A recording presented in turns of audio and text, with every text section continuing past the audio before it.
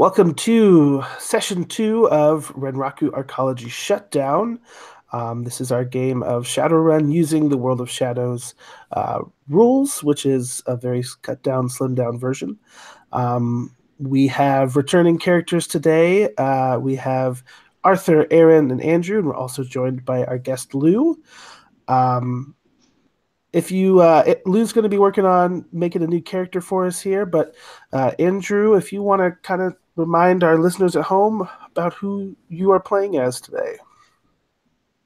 I'm playing a human street samurai. His name is Sharper.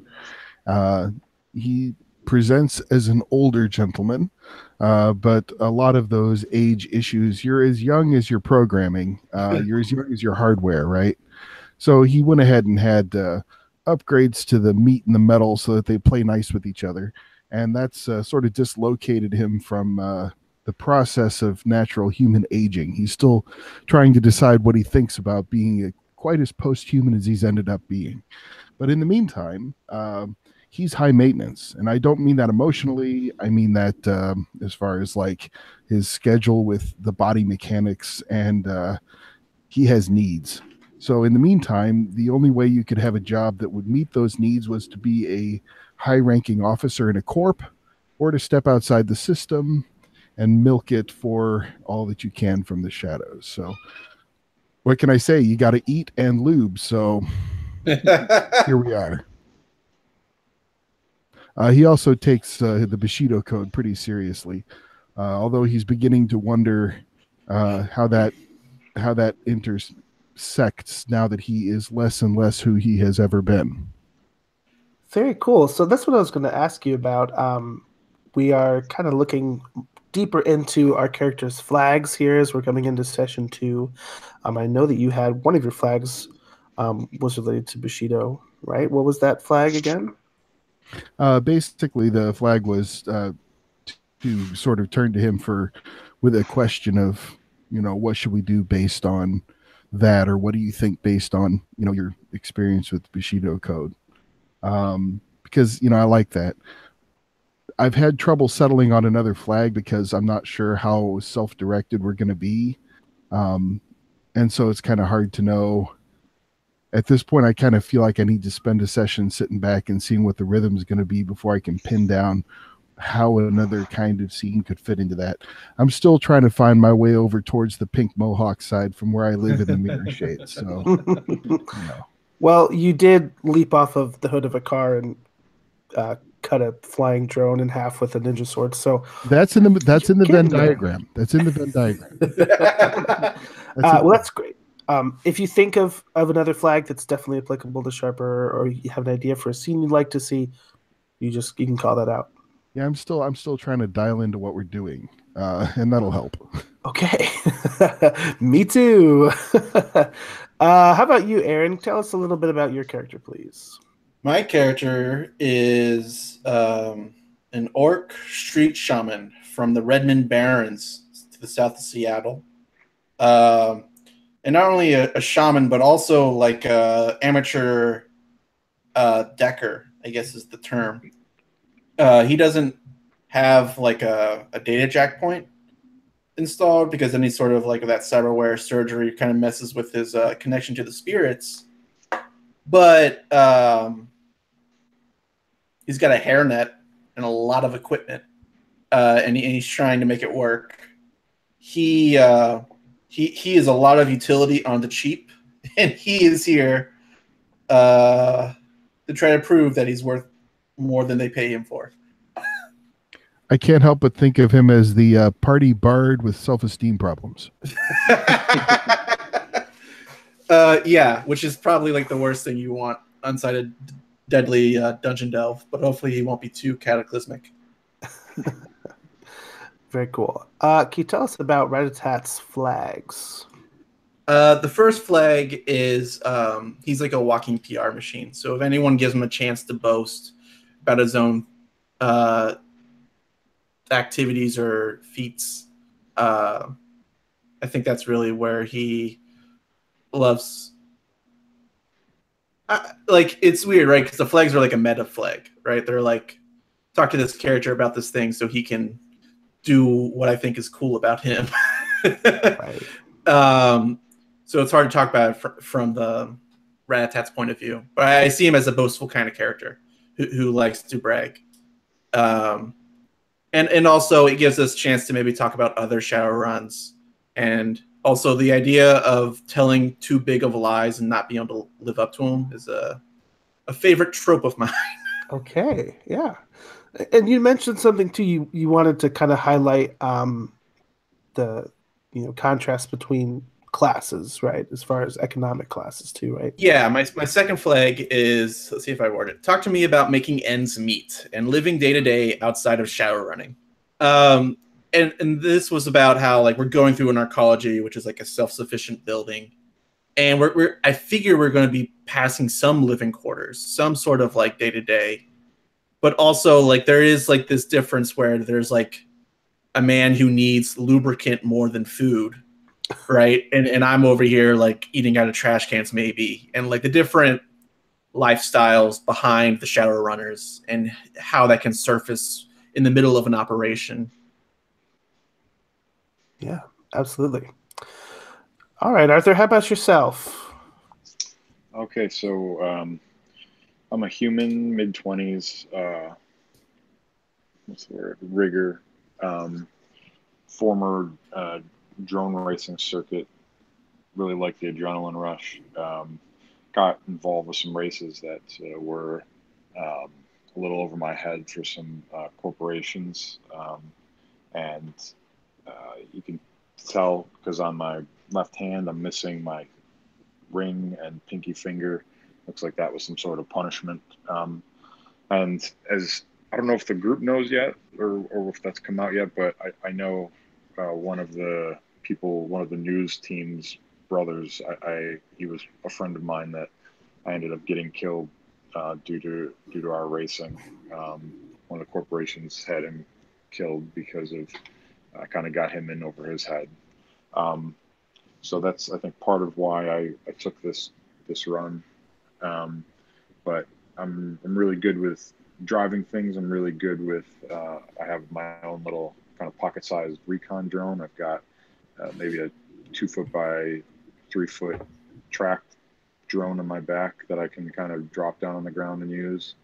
And I'm from the Pacific Northwest, kind of like a southern Alaska area, and that kind of links into some of my flags. One of the flags is somebody asked me about or talked to me about kind of my family heritage and how I ended up here.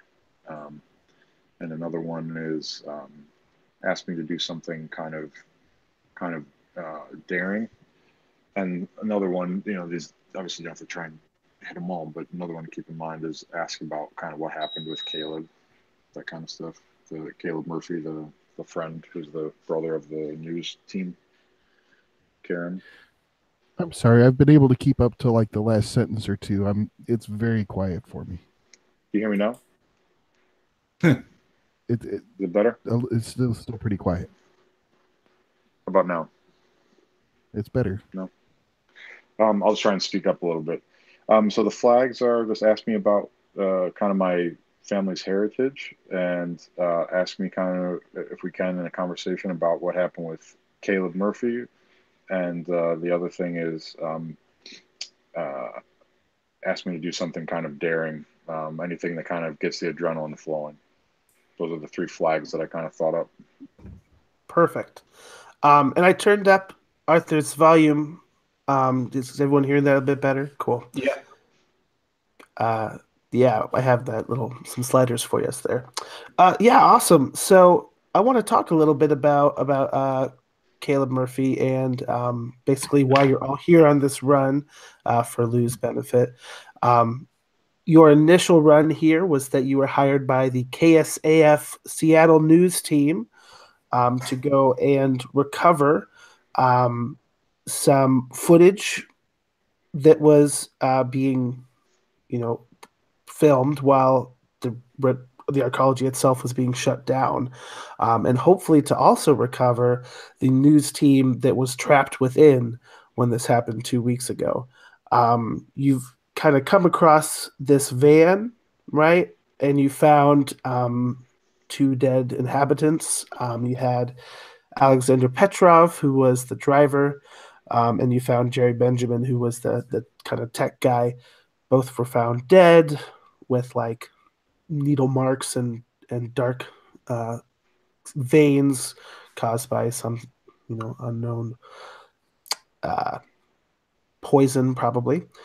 But you saw footage of Karen Murphy and her cameraman, Jason Westfield, being dragged off from the sort of main shopping plaza area. And you have also found some trackers that are connected to them somehow.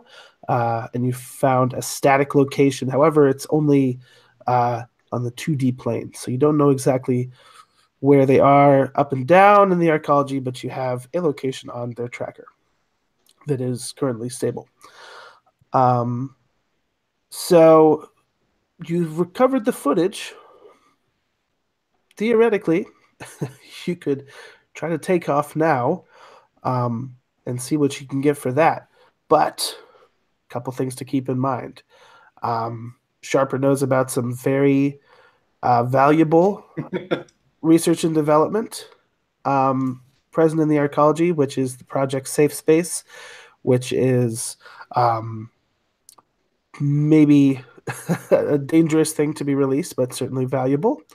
The Orc Underground, which is a sort of a underground resistance movement that got in contact with Ratatat and helped you all get inside, are expecting payment in return for your exit in the form of information regarding the location and purpose of basically all of the metahuman, non-human children and residents of the arcology.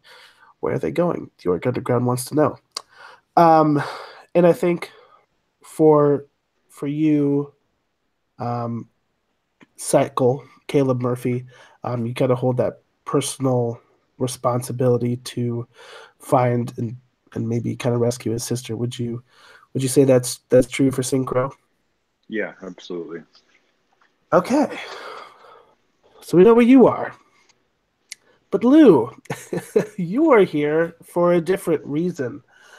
Have you thought of a name for your character at least? Yeah, I'm pretty much done with the character creation.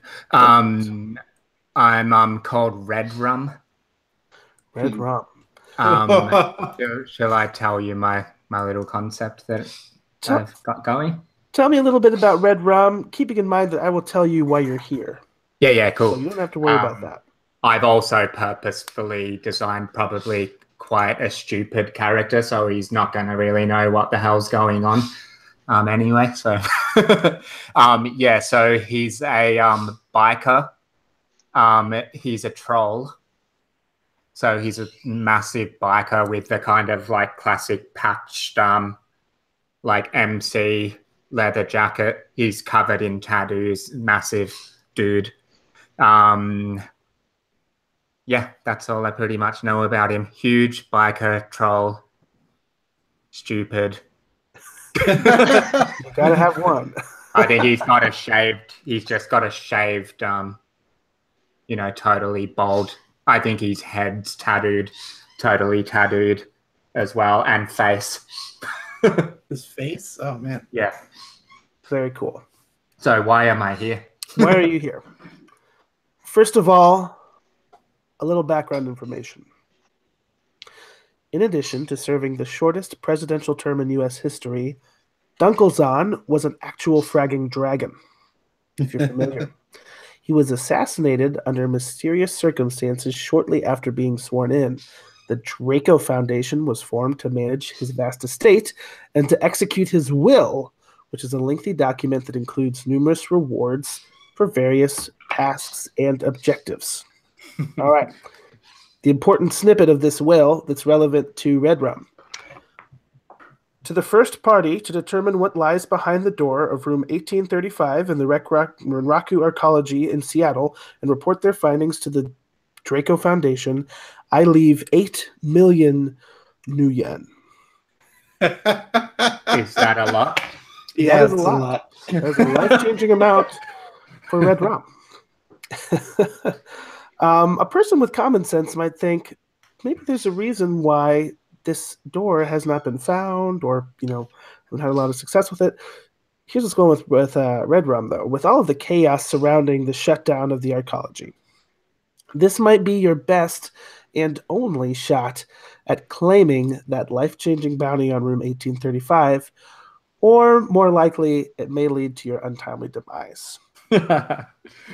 Cool. So, just a question for Red Rum. Mm-hmm. What desperate need could you satisfy with your share of that money? What desperate? I think so Red Rum's, he's in a motorcycle gang, a troll motorcycle gang, but he's the only one in it. He doesn't like have any friends that are in his so I think he wants to I think he'd probably set up some sort of clubhouse, and people would like him because he had money. So he wants to found his own like trollish motorcycle club. I love it. I think one troll sometimes is enough to compromise a whole gang. So I can see that. Gang of one. Wow. Well, that's very endearing. I hope that he doesn't die. So right now you're probably in another part of the arcology, and we're going to try to get everyone to you in short order so that we can all be interacting. But keep in mind, you are looking for that 8 million new yen door in room 1835. Okay. Last we left our runners, Ratatat had just completed a summoning ritual to summon the spirit of the news van itself to try to get a little bit more information about what's going on here. I rolled on the die of fate to determine what Astro's sort of reception and reaction to this would be, and I rolled a 2. So you're going in. At least it's not a 1. You're going into this with a little bit of it's going to be a little bit of a challenge communicating with Astro, because she is currently mourning the death of her driver, Alexander, who the van was very close to in spirit. What did we do with the bodies, by the way? Good question. Are they still in the van? Did we pull them out and leave them behind? If I recall, I think Sharper might have mentioned performing a little ceremony for them, or putting them away. Is that correct? Not that I recall. Okay. I think I was focused on making sure that we relocated as quickly as we could after we took the drones down. Right. So there's no percentage in shoving the corpses out to leave that as evidence. I would be in favor of just moving the driver to the back, and then we can resolve all of those various conundrums when we find a better out-of-the-way spot. Okay. So Astro is like showing this remorse for Alexander. Yeah. And I think there's immediately some kinship between Ratat and Astro, right? Because Alexander's also the orc driver, right? He got the short end of the stick. He sort of washed the van, and of course, what happens? He gets weird, dosed by drugs, and his body doesn't smell anymore. Well, that's a horrible future, or horrible end. A not smelly corpse. That's so weird. So un-orc-like. So I guess like he understands the grief in the morning, and in part of like building up this repartee with the spirit, he kind of pulls out Alexander, and we're in like a nice secluded place, and I say some final rites over him, but I'm not really. I'm like, my first instinct is to bury him, but we're surrounded by concrete, and I'm like tapping it with my steel toe boots or whatever, and I'm like, yeah, no, there's nothing we can do for that. But I do say some rights, and I give the spirit an opportunity to say any lasting words. Vroom, vroom, vroom, vroom, vroom. Vroom, vroom, vroom, vroom, vroom, vroom. Oh, Alexander was such a good man. He was a family man, dedicated to his work. Oh, he'll be missed. I'm not looking forward to having a new driver. No one could probably take care of me like Alexander did. Oh, it was horrible how he died. I guess I have a question. Is this spirit manifest on the astral realm? Can only I see it? Or I think she's manifesting in the physical realm here. okay, cool. So everyone could see. I mean, she sort of has a unique ghostly appearance, right? In a way. We mentioned before that she has red hair, kind of like Karen does, but she has some features that are sort of like an automobile in some ways, you know, reminiscent of that as well.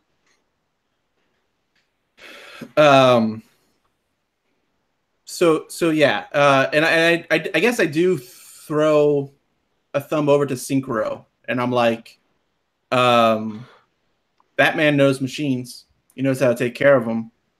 If you're on his side, I did see him nosedive a drone a few minutes ago, but besides that,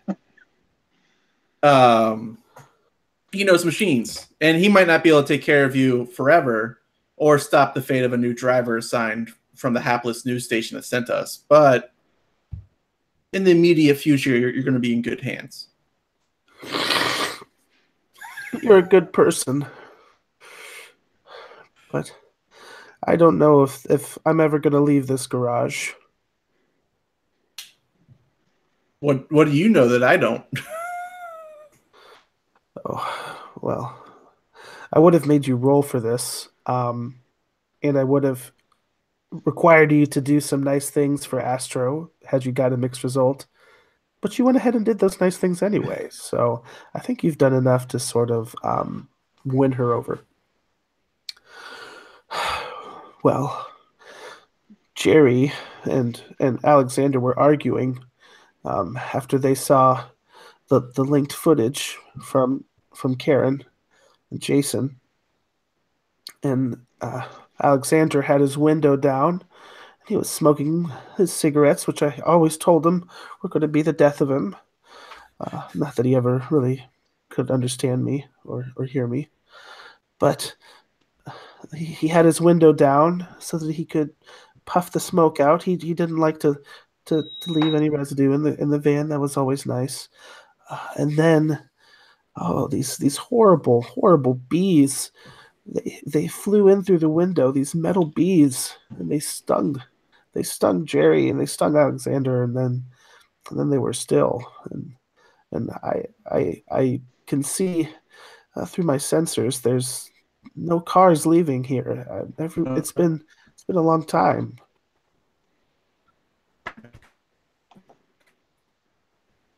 I'm sorry. So that's,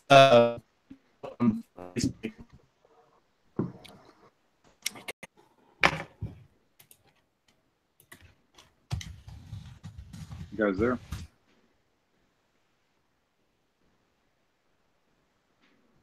Oh, Aaron says he's having some trouble. Aaron, if you look at the top part of your screen, you're going to see this little gearhead. Yeah, next to the gear, you can turn down your bandwidth like that if that's going to make things easier for you. Okay. Might help with that roboting. Okay, well, it seems to have passed. Okay. Okay, so now I'm trying to remember where we left off. Metal bees, cigarettes. Car wants better health and not to smell like cigarettes. Did she say anything after that? Right. So after the cigarettes, the metal bees, then she saw from her sensors there aren't any other vehicles that have left the the parking garage. Okay. So I'm gonna do something now that maybe the spirit didn't. Okay, wait. Did he just leave?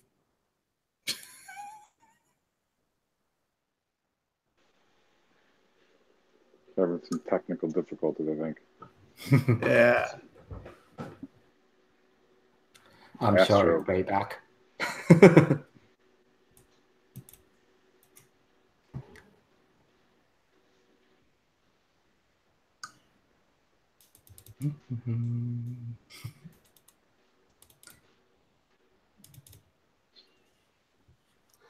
Well, that might be the first time you've ever had the GM drop out of the session. Yeah, okay, so don't click disable HD if you're running the video here, but we're back. Okay. Sorry about that, Aaron. No problem. She hasn't seen any other vehicles leave in all this time. So that has caused her some concern. Cool. So now that I've gotten information, I want to do something that maybe I wasn't explicit when I summoned the nature spirit. Okay. But I'd like to request a service from it. Ah, yes. Okay. What does that look like? I think that the idea is that the summoning itself is like the time of a intense energy, right? Where the drain might happen. And like you roll the die of fate, which is like die of fate 2. So let's just say like I get 2 services or something maybe, right? Sure. Yeah. And so one is the information about what happened exactly. And so the second one, I look at Astro and I'm like,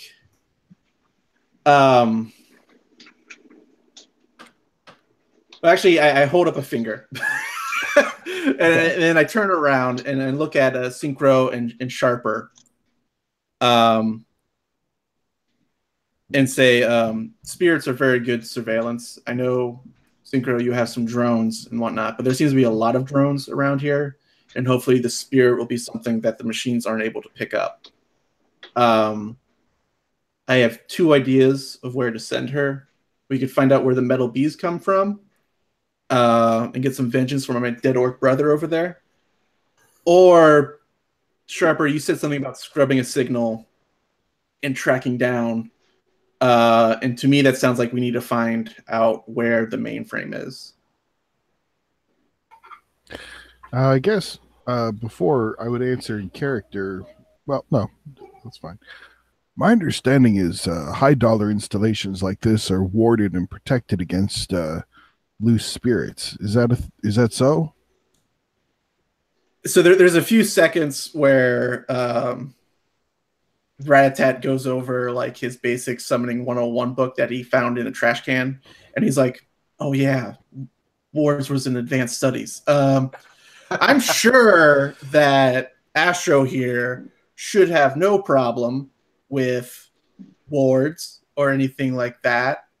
Then I try to think about all the racist Japanese salarymen that I've met in my life, and whether or not they seemed capable of stopping my magic. And I really don't like them, and I really want to try to find out about them. So I just sort of like there's a little bit of guilt, maybe more in the player's heart than Ratatat's, of like, no, it should be fine. It should be fine. There's nothing wrong about spirit running towards and disintegrating into nothingness. That couldn't possibly happen. It's not my department. Yeah, you're right. I mean, sorry, sir. No worries. Now, I was thinking that the most sophisticated tracking system that we're going to encounter in the arcology would be internal. So if we have information that we can isolate a signal coming off of the people that we're trying to find, rather than trying to track it with what we have in the van, would it be possible to isolate what that broadcast information is and get at it through Renraku's internal security? That would give us a 3-dimensional picture. That Yes, but the problem is where we are right now is if I try to get into the internal security through my deck, it's mostly the same as me trying to get inside of Renraku from the outside. I'm trying to go in through like the front portal and whatnot. What we need to find is a mainframe of some sort that is already installed inside security clearance. That would make it much easier. Not that I couldn't hack from the inside. It just takes a lot of time, and I know that your time is valuable to you. You need to go back to the machine shop and get lubed up again. You sounded kind of squeaky. But yeah, the thing to do would be to find the mainframe, and if we're lucky, we don't even have to hack it. We can just use the machinery there to track the signal. Can you think of a more direct way to find such a hard access point than by going to the security station that governs the parking garage?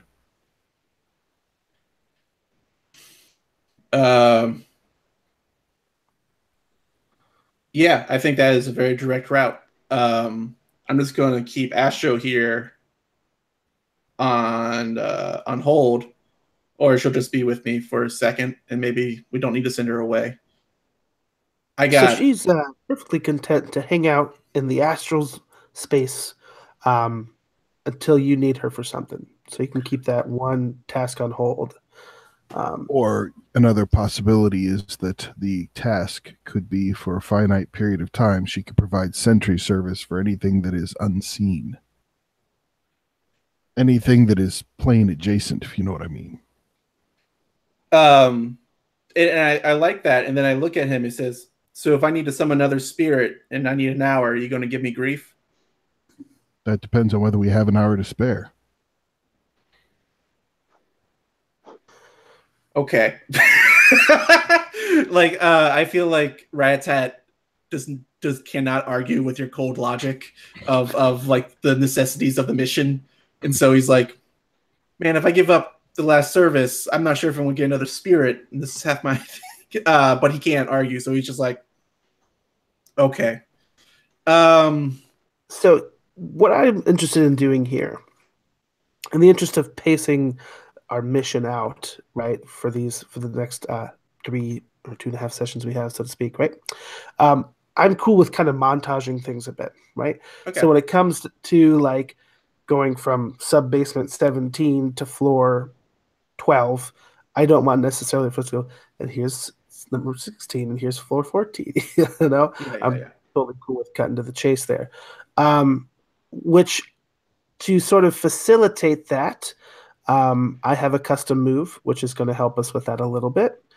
I will pull that up over here, and I'll copy it into our Hangout chat. Hopefully, Arthur, you'll be able to see it there.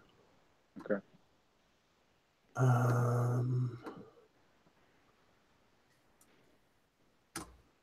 Okay. So this is similar to the Labyrinth move that's kind of earned some fame, created by Jason Cordova, but we kind of customize a little bit here. This is about navigating the arcology. Okay, so I'll read it out loud for our YouTube listeners. When you attempt to navigate the Renraku Arcology, describe how you do it, and then roll plus stat. So on a 12 plus, you hold 2. On a 10 plus, you hold 1. On a 7 to 9, you hold 1, but you also encounter danger. On a miss, you just encounter danger. On a 1 to 3, you'll also lose all your hold. So keep that in mind. If multiple party members navigate in turn, their hold is pooled together for the entire party. So here's what you get to spend your hold on. You can find something useful or valuable by spending 1 hold, and then you get to describe the area it's found in. You can spend 3 hold at any time to find Karen and Jason, and then you can spend 5 hold at any time to find out, redacted, their inner sanctum. Redacted here, we're referring to the person who's in control of the situation right now that is still unknown.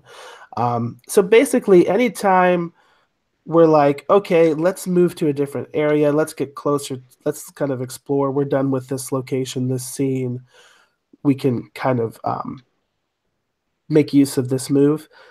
while we're in that area, then we can kind of look at our other moves here. But this is basically if we're interested in moving the story along, this is where we'll go. Cool. So, synchro. Okay. I'm kind of curious. This kind of discussion that's been happening and seeing Astro and Ratatat interact. What have you been up to during this time? So I popped out my little recon drone. I've just been kind of pushing it out in concentric rings, just kind of trying to see what's going on. But I generally have like kind of a bored kind of look on my face, kind of wondering what's going on. And I looked at the two guys. I'm like, fellas, we got to decide where are we going next. We need to get moving. So yeah, I'm in agreement with that, and I'm willing to try our new custom move. Yeah. Also, part of my motivation behind this too is so that we can get an area so that I can say that that's where Red Rum is. So we can get Lou involved here too.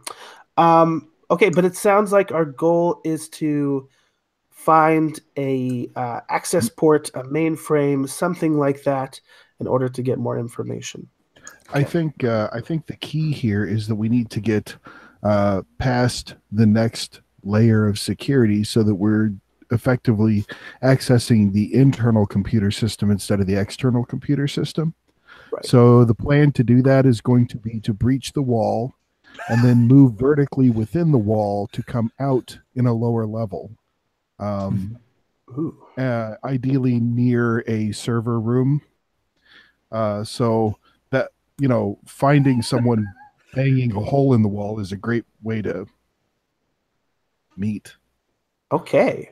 I mean, our plan is to use some shaped charges and then use an access. I mean, his plan might be the wall is in the way. So, I mean, I've got a chainsaw as well, so you might meet a troll trying to chainsaw through a wall, I think.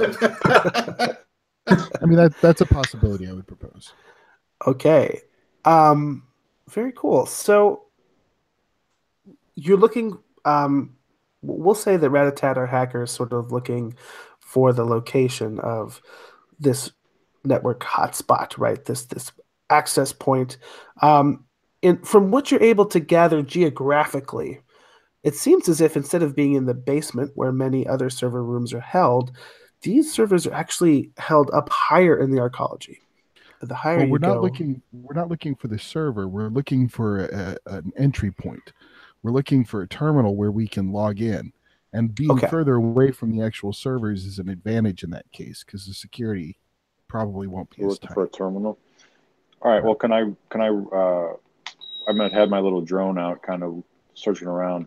Can I maybe? Well, but all where we are is in the parking garage area, so we're gonna have to like breach a hard level of security to get into where we can get at the nibbly, juicy underbits that aren't covered by the protective shell of the arcology.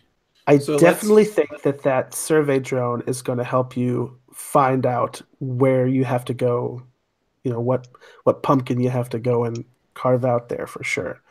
But it definitely sounds like we're moving towards this next point. The thing that I want to hold to discover is a terminal that's the useful thing. Yeah. Okay, very cool. Well, let's have synchro roll. I think I'll probably call this I'll call it like an intelligence roll because this is you kind of looking for that access point. So 2d6 plus intelligence. All right. This could be also a small demolition that we send the drones up the walls, kind of thing. Do that. Well, let's. Would this be? Is this kind of like an awareness thing, or is this just? Definitely awareness. Okay, because that's one of my skills here.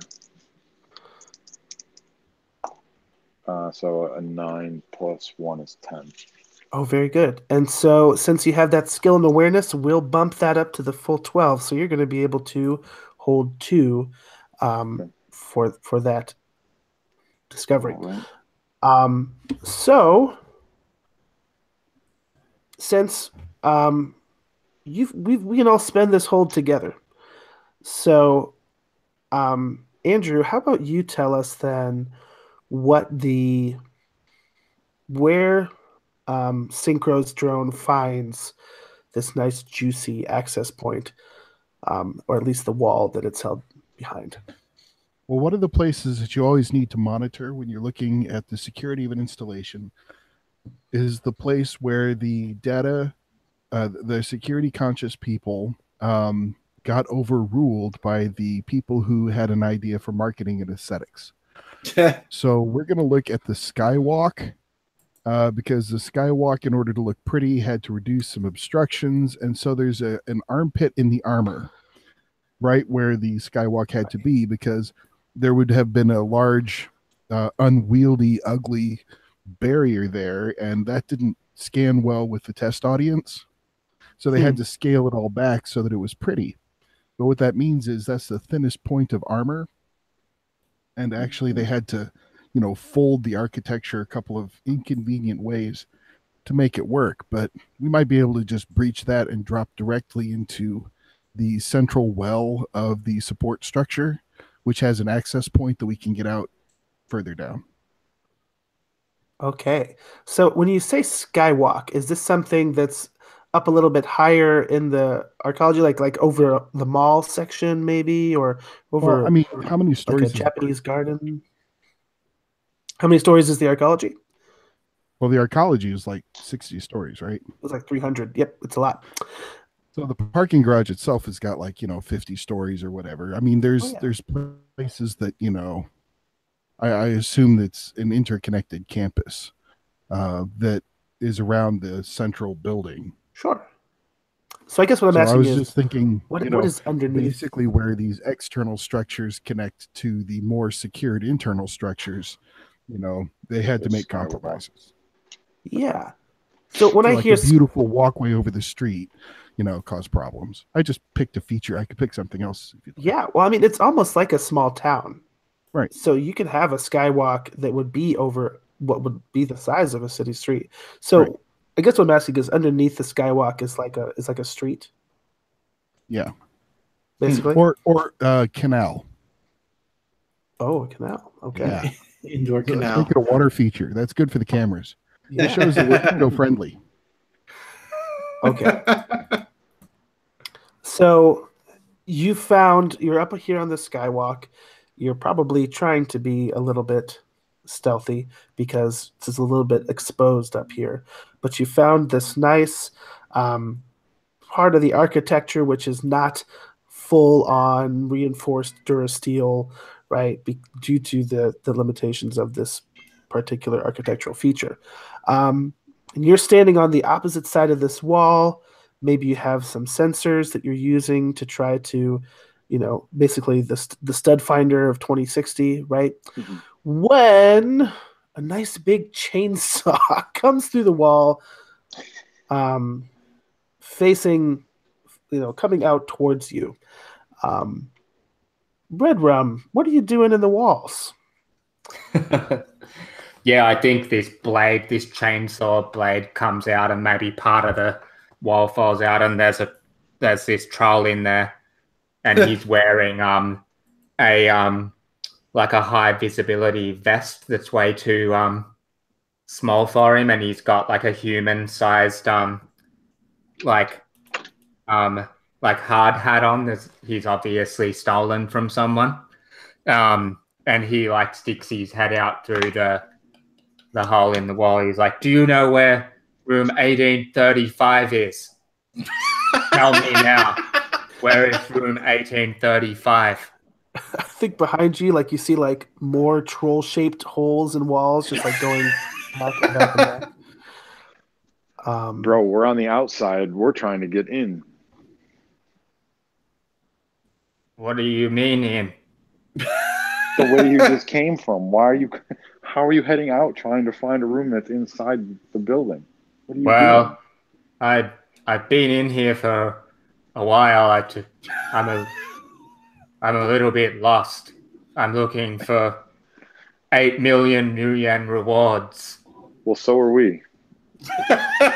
Wait, we're not being paid that much. What are you looking for? I already told you it's room 1835. There's 8 million new yen in room 1825. It's 1835. I don't know what's in room 1825. He pulls off his the hard hat and the little like vest and throws them on the ground. And you can see he's got a his leather jacket on underneath, and it says "Gang of One, President" written on the thing. So He's like, go ahead. and I think he looks at who does he? He probably looks at Rattata. And he's like, "You look smart." He's like, "Can you read this?" And he like shoves you a letter with like it's the information about from the Draco Corporation about. He's like, "I'll share with you if you help me find room 1835." You can tell from the document this is a legitimate document. You know, a legitimate copy facts of this will. You probably heard about it in the news. Ask him what's his name. What's your name, friend? Right. My name is Red Rum. That's a interesting name. My name's Synchro, man. Listen, we're gonna help you. We're gonna help you find this room, okay? And we're not gonna ask for more than just an equal share of that amount. How does that sound? How about because I'm big, I get more? I think I can agree with that. I will have 6 million. Yes, 6 million. Yes, I agree to that. I think he finishes smashing. He puts his chainsaw down on the ground and just like punches pieces of the wall out of the way. He's like, "Okay, you can come in." I look over at Sharper, trying to get like a read on what he's thinking about this dude. Sure. Let's do it. And we have embraced the pink mohawk today. Fantastic. There might be layers and nuance there, but that's all we need for now. Yes, let's do it. Very good. But yeah, within this structure that luckily your help from Red Rum has managed to sort of lay bare, you have access to a access point for maintenance that could maybe get you a little bit higher clearance into the tracking system, right? Cool.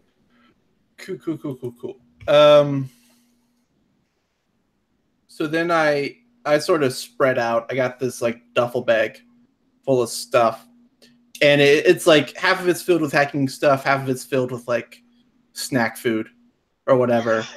And like I'm opening it up and like eating Cheetos and like kind of tapping in on my deck, and I pull on the hairnet.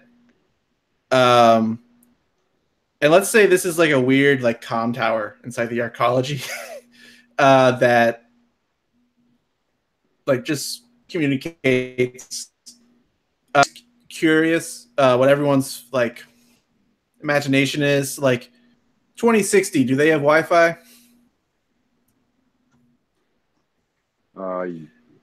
Yes, I think so. What do you guys think? Okay, that's fine. Yeah, I imagine it being not only like this massive powerhouse Wi-Fi to connect all of the internals, but also it boosts through your SIN chip and uses your own devices as a hotspot. And also that's how the arcology regulates their tracking your data and what you look at, so that they can customize their advertising to you, and also keep an eye on your infractions.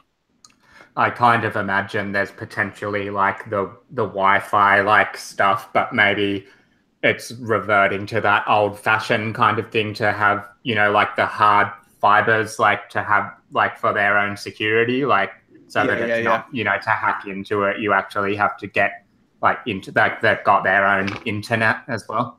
Yeah, like the corporate AR is done on Wi-Fi, but like the important stuff is still hardlined. Yeah. So yeah, I'm filtering in between like the corporate stuff and getting into the security hardline. Can I do a version of that labyrinth move with my hacking? I definitely think we could do that. So what I would say here is that you can just use your hacking move to give you the information about where Karen is located. But as far as actually traveling there, that's where you're going to spend the 3 hold on. Okay. Just to physically go there. Because part of me wants to like. I know that Sharper's looking at my shoulder and whatnot, but he can't see what I see. And there's a part of me that wants to start looking for the orc registry here. Oh yeah, absolutely. But and so in my mind, using the labyrinth move would be a way of being like, okay, I got 1 hold, and I find out where the orc registry is, or something, or. I mean, I picture like R2 on the Death Star. It's like, okay, look for where the shield generator is. It's like, ooh, I found the princess. Right. Yeah, we can also do that. Machines talk to machines. So I definitely see this move being used for physically navigating, physically moving, and we can still use our regular moves to get more information, stuff like that. But this is going to new locations and things like that. So you just want to kind of do a hacking roll to find out the location of Karen, of course, but also maybe looking for some information about that. Okay. So how long does this take as a base? Well, here's the thing. You have 2 ways of interacting with the matrix here. You could either access it using your keyboard and a little holographic screen or something that pops up in your eyes or something like that, or you can physically enter the matrix, or not physically, through your brain. You can upload your mind. Right. You can go in there yourself and embody your avatar, and that's a bit quicker, but you'll be physically incapacitated, and there's a little bit more risk involved. And that's what my hairnet's for. I think I guess like I'm a little scared as I plug into this terminal because I know that I've seen the handbooks talk about ice. I'm not sure Ratatat has ever encountered ice before, counter intrusions or whatever. Right. But I also don't think that. I think Ratatat's suffered dump shock before, but it was because he like disconnected by accident or something. But he puts it on. He gets the thing on. He gets his deck up, and he plugs in. And yeah, but we'll see how bad this roll goes. Info check, right?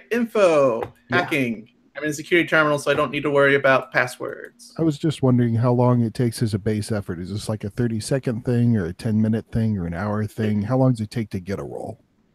If I'm uploading, it's probably like a minute or 2. Okay. Yeah, that's what I would say.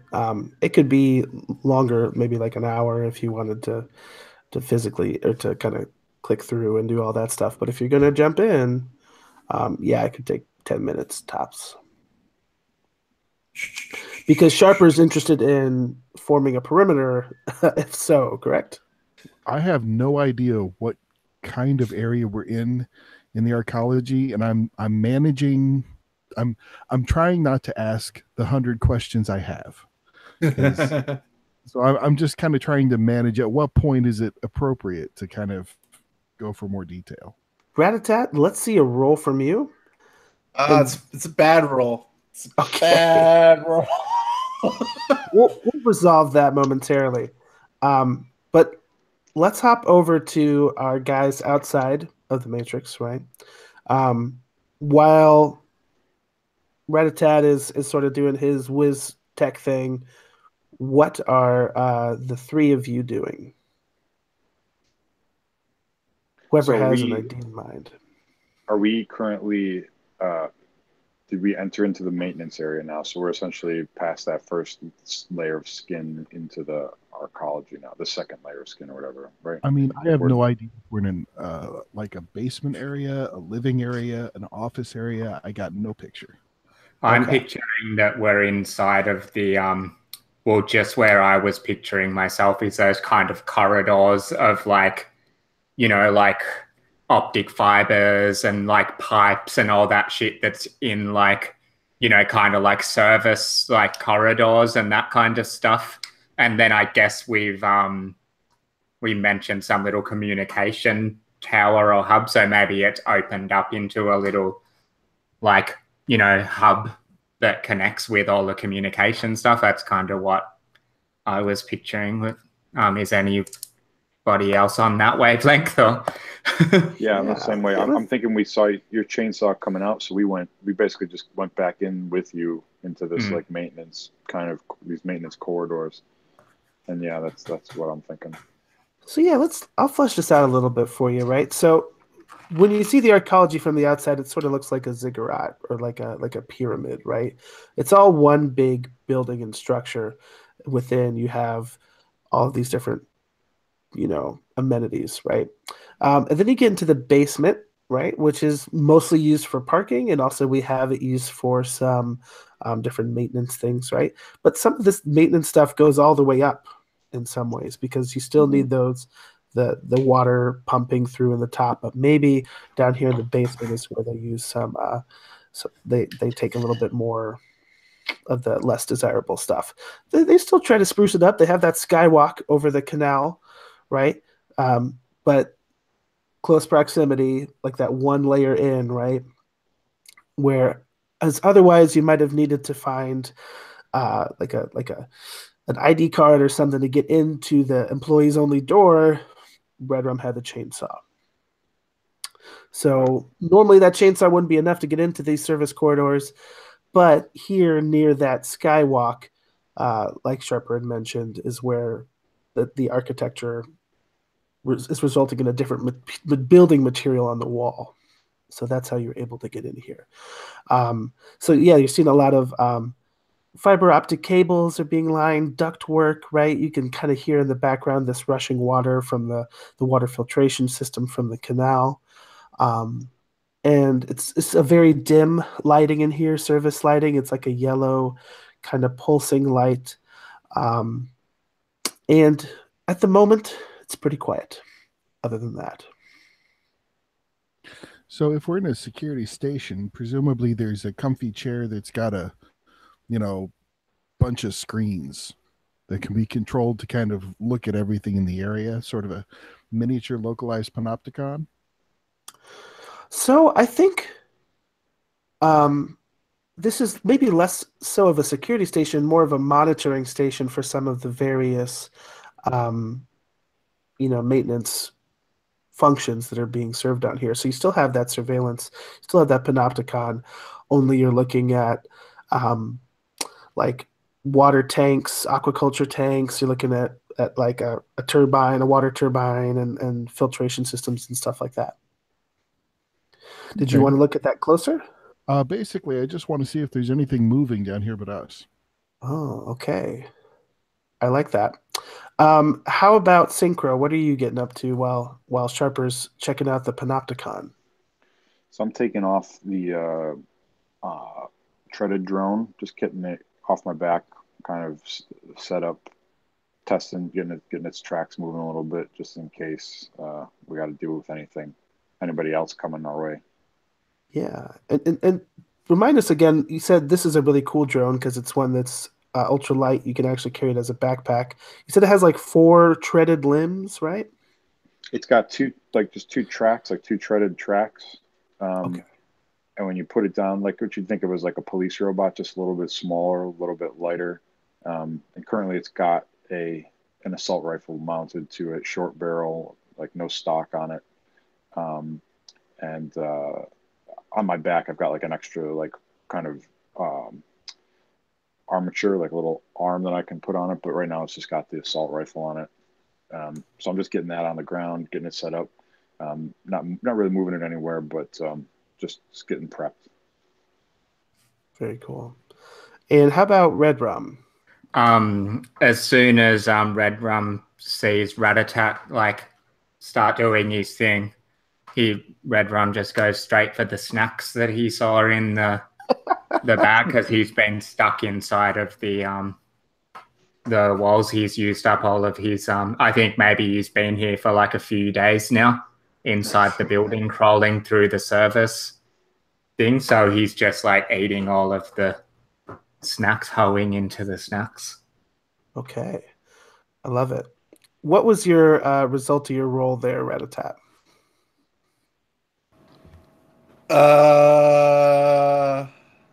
Like a 4. A 4. Okay. Plus 1 makes it a 5. It's a 5. Just a reminder, we do have our custom flashback move. I want to mention that, which we can use to add a +1 modifier, and you can kind of use a little bit of a narrative description of some legwork or some specialized gear you'd brought with you to give you that +1 modifier. Unfortunately, that would only take you up to a 6, so it wouldn't be much use here. But you do have that info skill. I So do. you're not going to fail to find this information you're looking for. Although I will say, with this particular hacking attempt, you're only going to be able to find out one of your goals of info. So you're either going to find out a little bit more about Karen and Jason's location, or you can find out a little bit more about that. Is that the choice I have?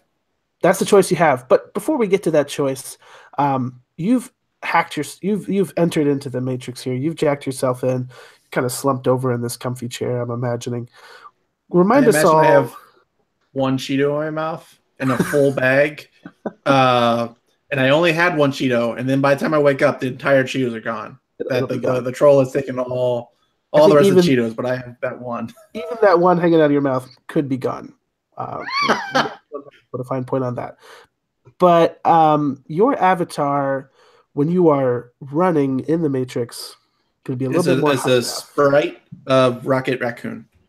So it's like a very angry humanoid raccoon with like a bazooka and a duffel bag, and runs around, sort of hopping around. It's like it's like 64-bit, right? It's pretty good HD. It's not necessarily like Mega Man. Think more like Street Fighter or something as far as pixels go. And yeah, I assume Renraku's like, even their like utilities data rooms look like Shinto shrines or something. Yeah, that it's sort of or maybe it doesn't look like a Shinto shrine. It looks like inside the palace where there's a lot of like rice paper walls kind of thing. And I'm supposed to open up ones and look for data kind of thing. And like I get this idea that I'm inside something very immense, that I'm inside like this very big sort of thing. It's well lit though, like very, very bright, which is probably better than the rest of this. I picture everything up to this point has been very darkly lit with like half shadows and intense darks everywhere. And yeah, I'm basically, it's me walking around opening rooms to poke my head in, and sometimes I'll see like an icon floating there. And I see like a direction where it's like citizen. So like Karen Murphy is not a citizen of Renraku, right? Right. The orc registry I'm looking for is about citizens. And so I come to like a fork in the road, and I see one thing says like citizen location, and other one says like guest services or guest registry or something like that. I feel like it's way more like aggressive, like interlopers or something, like outsiders. And so I come to this fork, and I look down at citizens, and I'm thinking about the orcs and like the brotherhood and the promise I made, and then I think out to Astro. And I haven't actually talked to Synchro about his thing, so I don't know about his deal. But I head down the Interloper's Way, and I'm looking around, and I guess I open up a room that has like, I guess it looks like a map room, and it has a map of the arcology. But instead of like the whole thing, it's just like certain interlopers still on the premises. Sure. And Karen Murphy's portrait's up there.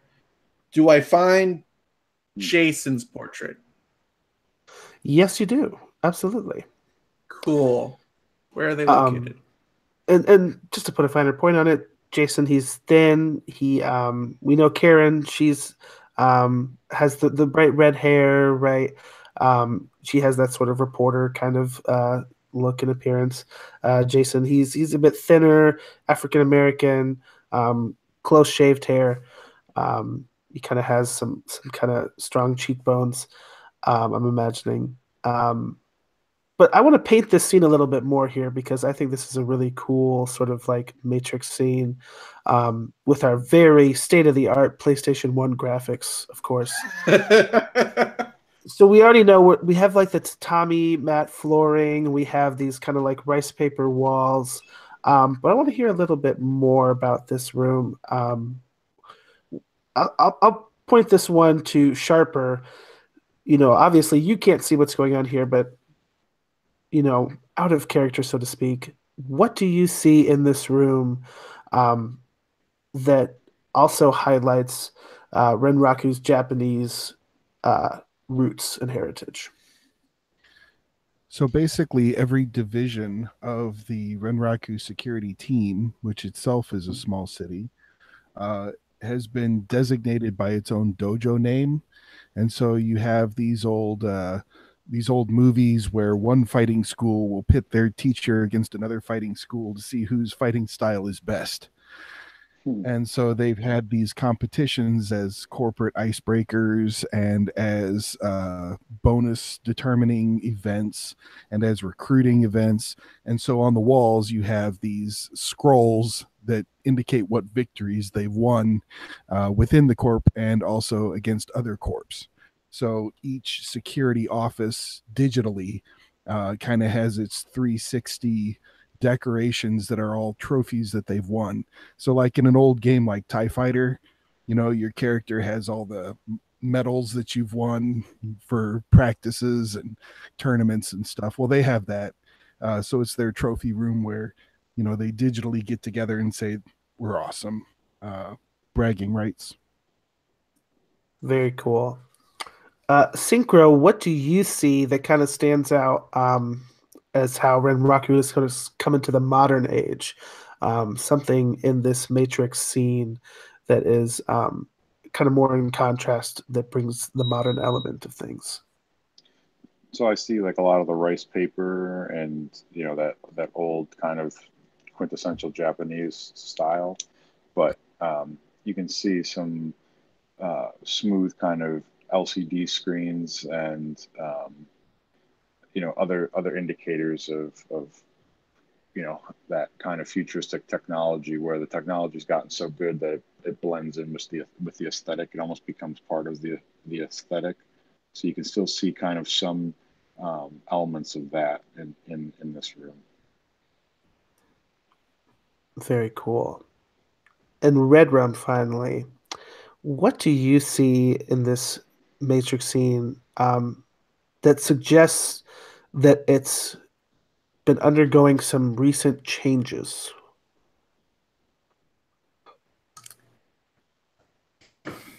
That some other influence has come in and is changing things even further.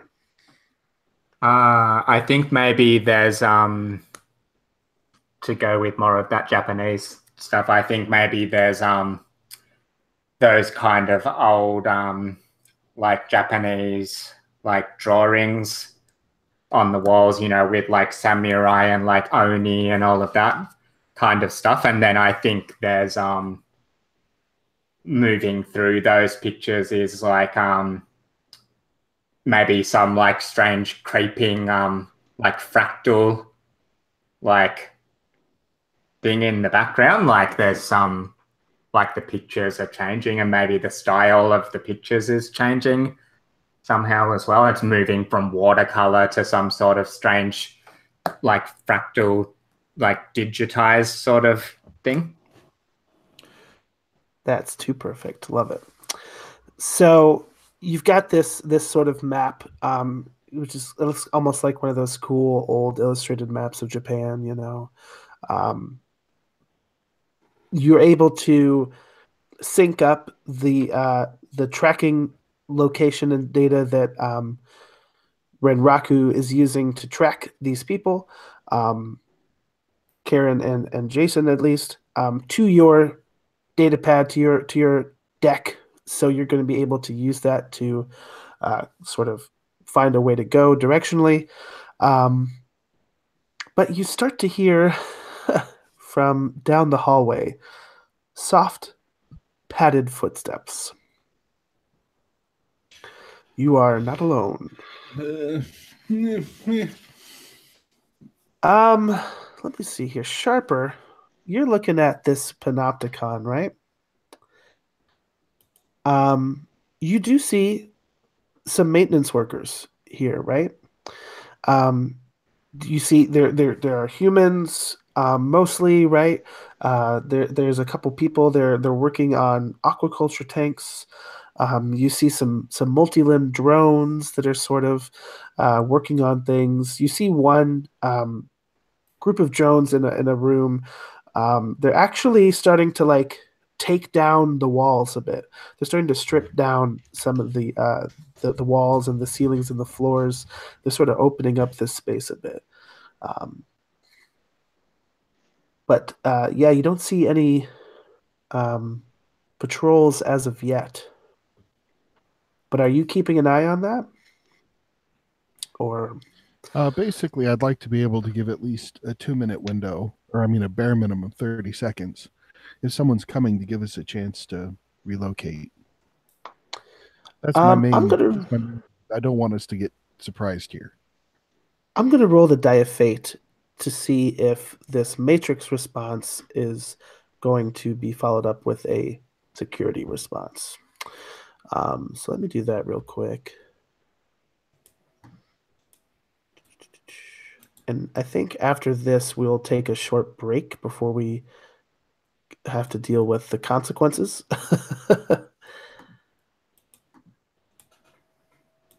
Okay. I got a 5 on that die of fate, which is a pretty good result for you guys. So I'm going to equate that to what would otherwise be a totally logical security response to a particular hard point being manifested by a suspected hacker, would be to send security to that spot. That doesn't happen to you. And that might actually cause you some suspicion. But when you hear these footsteps, rat-a-tat, coming down the matrix hallway, how do you respond to that? So some of the great little tactile stuff of Shadowrun Deckers is that they can only have a certain amount of programs up at any given time. And I picture these that look a lot like Super Nintendo cartridges, kind of thing. So even though like my body's in the matrix, like one of the things I can do is my hands are like flying across the keyboard. And so the moment I hear the footsteps, my character sort of like bites down hard on the Cheeto, and his hand runs into the pack, pulls out a thing, and hits like the eject button and slides in some new cartridges. And suddenly, like my rat-a-tat has like body armor on or whatever, and like an assault rifle, and like tactical goggles. And basically, I'm sliding out any sort of stealth I had for like defensive things and attack programs, and maybe some like anything I can use to slow down ice things. So here's the question: Have I downloaded the data? Do I have it? Is it mine? You have this specific data, the Okay. location of Karen and Jason. You haven't had a chance to look through the databases of other guests. You haven't had a chance Yeah, yeah. to look at I other don't things. have any of the other stuff. I made the decision to go for the interlopers. I'm just making sure that I don't have to like hold my ground here while I finish downloading the data of Karen's location or whatever. Basically, here's your options. If you want to leave the matrix, Mm-hmm. you Pull can do a out. simple you can do a simple log out option, which will gently return you to your body. As long as security measures have not been triggered that are going to lock your persona in the matrix. You do have an option as an elite hacker who has fiddled with your deck a bit and kind of overridden some of the security protocols to jump out immediately. But then you're going to suffer dump shock, which is basically neural feedback from cutting out of that virtual reality simulation so quickly. And I think that's going to cause you like some pretty hard brain damage in a sense, right? I would call it like 2d6 damage. Okay. Um, or you can face the immediate threat, clear um, your security flags, so to speak, and hack your way back out more gently. But sounds like you're kind of going for that, not wanting to jump out Um, immediately, or I, yeah, like logging off my tune here to use some WoW speak or whatever just leaves it in the hands of the baddies. That and like I I assume maybe they can like mess with my login location after that, right? So if I ever log back in, I might be prisoner or something like oh that. yeah, that'd be great. Um, Plus, I didn't install these attack programs for nothing, right? Like the stealth my stealth cloak has been like passed.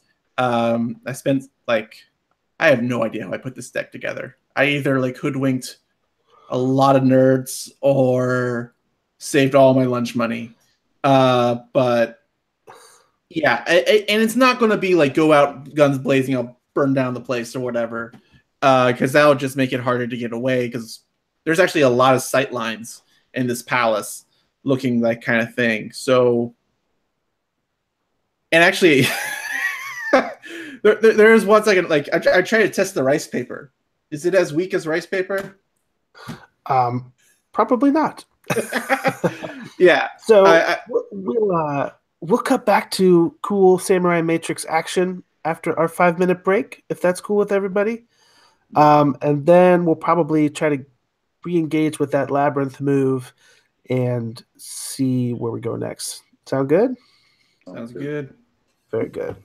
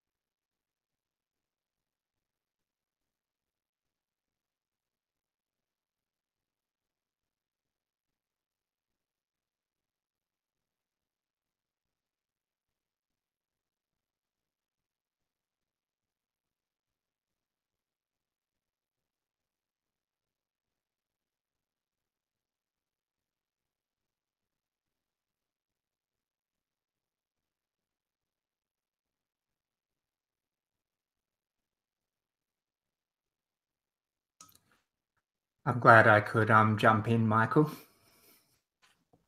Me too, Lou. Yeah.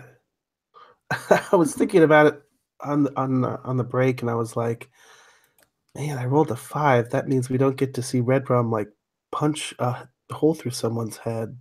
There's still time. Yeah. But yeah, I've been looking forward to playing with you. I'm glad I could jump in. Absolutely. Yeah. It's always fun.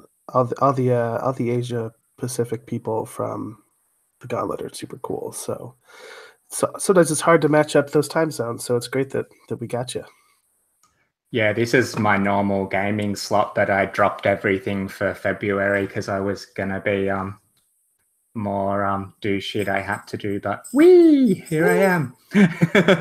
Well, if you if you want to keep kind of shirking your responsibilities, we still have 2 more weeks with open slots. So yeah, okay, yeah, I might jump into them. We'll see if my character survives anyway. Sounds like he might be walking into a pretty serious trap. well, you're not alone at least, so that's nice. Very cool.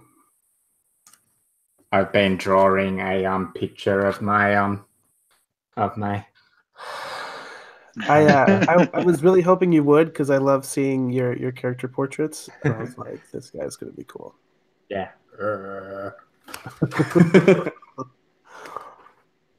So you can draw cute little snow goblins, and you can draw huge horrifying troll men. So that's awesome. Still surprisingly cute. It's all in the eyes, right? Yeah. Cool. And Arthur, do we have you back with us too? Yep. Superb. Okay. So you all get a quick message over your, little text message over your data pads that, Ratatat's sort of alerting you to some trouble that he's encountered, right? But, Synchro is already ready with his combat drone, keeping an eye on things, right? And Sharper, you're kind of looking at these security monitors too. You're not seeing any physical response, and that's suspicious to you. What are you kind of thinking about right now?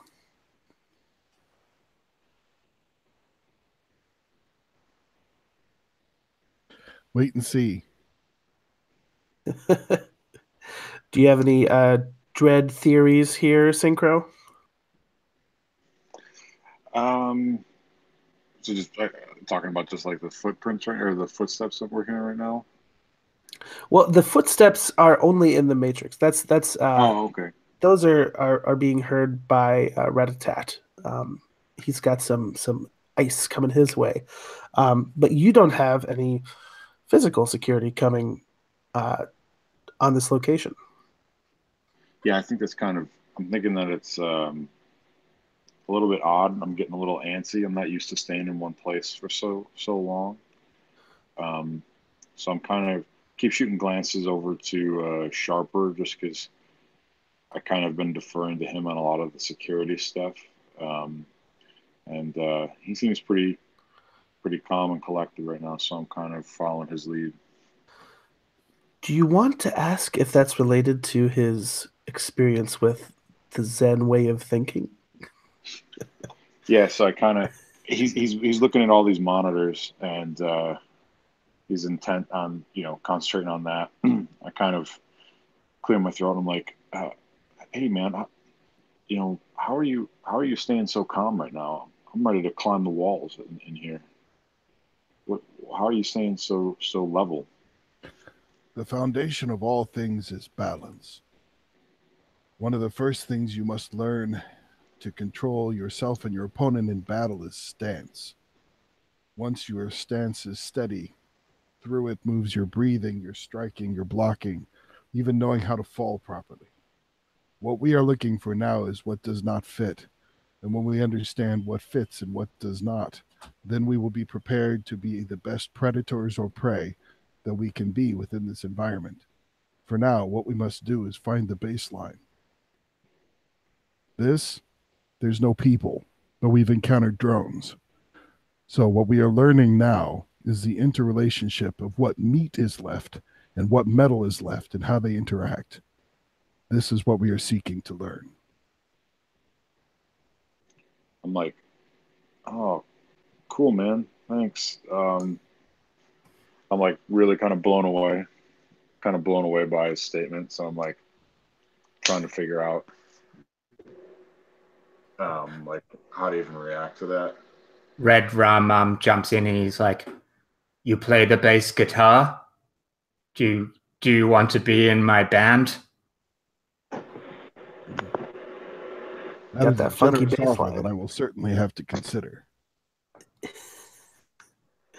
So you'd mentioned Rat-a-tat, that you have all these like sick like attack softwares, and you have like the stealth program here.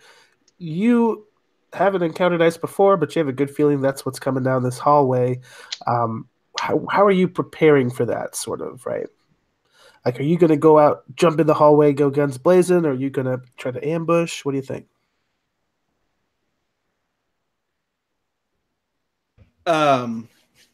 So I think as much as my outfit looks like attack only operated kind of thing, is actually much more like utility, try to escape kind of thing. So while I have the AKA, maybe I dash out the doorway of.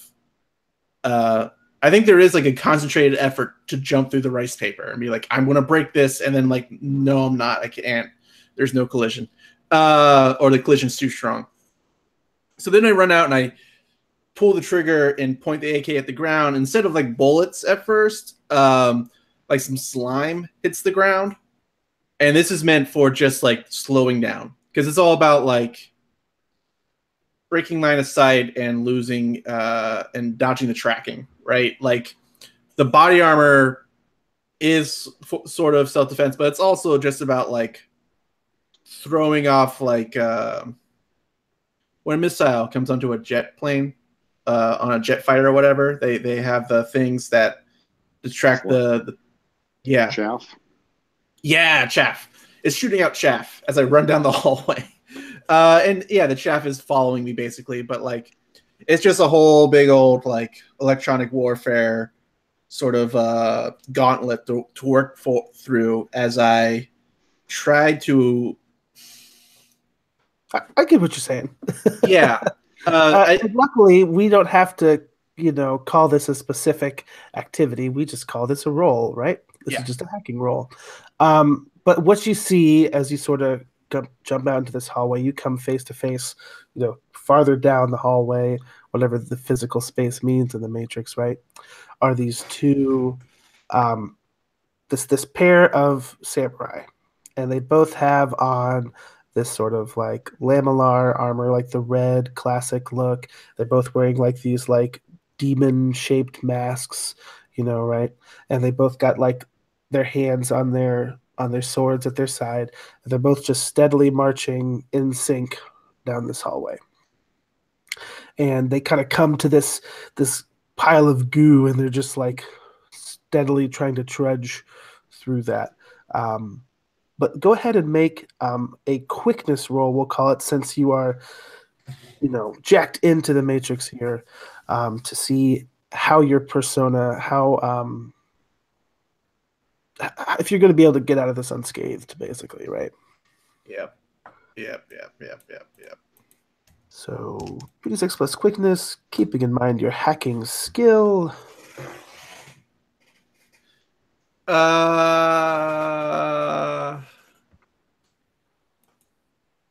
That's 2 1s. Lovely. Yeah. We'll come back to that.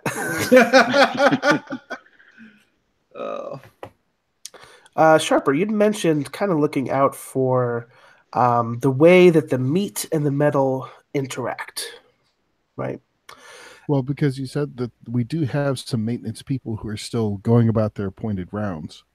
So keep an eye on them, see if they joke and shirk and do the stupid stuff that people do, or if they're moving unnaturally. And also keep an eye out to see if there are any other drones or security measures, checkpoints, anybody using security cards, that kind of thing.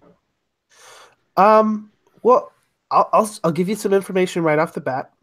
Um, through this time you've been watching, you're not sure if they're necessarily moving unnaturally, but these maintenance workers are very disciplined at the very least.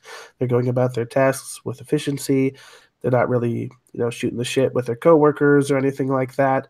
You do notice one interesting thing when their faces turn towards the camera. All of the maintenance workers have cyber eyes implanted, whether that's to do with sensor packages or something related to their work, but all of their cyber eyes are all completely bright green. There's no iris or retina or pupil, whatever. It's just full on bright green orbs in their eyes. And you might recall from the footage where Karen and Jason were dragged away, the guards who were pulling them also had cyber eyes implanted, and theirs were bright blue. So these maintenance workers, they all have these green eyes, and they're kind of going to work very disciplined. If you want to take a closer look, we can do a quick roll for that to see if you gather any more information. I can hold on to that as a personal curiosity. I'm not going to split the group while we still have someone lost in the machine. Okay. However, I will say to the others, there's something I want you to pay attention to. When we run across people in here, they're going to have cybernetic eyes. Keep track of who's got what colors. Can you do that? Sounds good. Yeah. Yes. That sounds like a task that Red Rum can actually accomplish without complication. Very good. Cutting back to Rat-a-tat. Snake Eyes in the Matrix.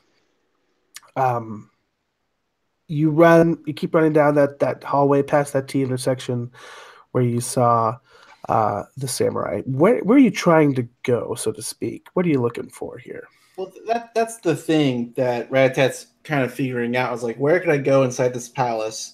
Because I haven't seen like the outside, right? It's not like I approached from a wall and I can backtrack my way out. I showed up in the basement. And so my best bet is to find a room I can hide in well enough. So maybe like there's some more cartridge switching out as I try to find a solution where I can hide this avatar in plain sight somewhere in this palace and hope no one notices. And it's just a lot of corridors.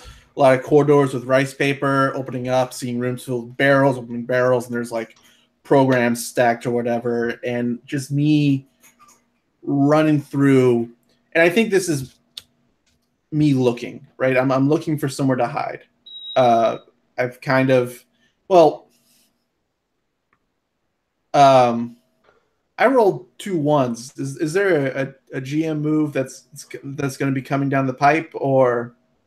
Oh yeah, we don't exactly have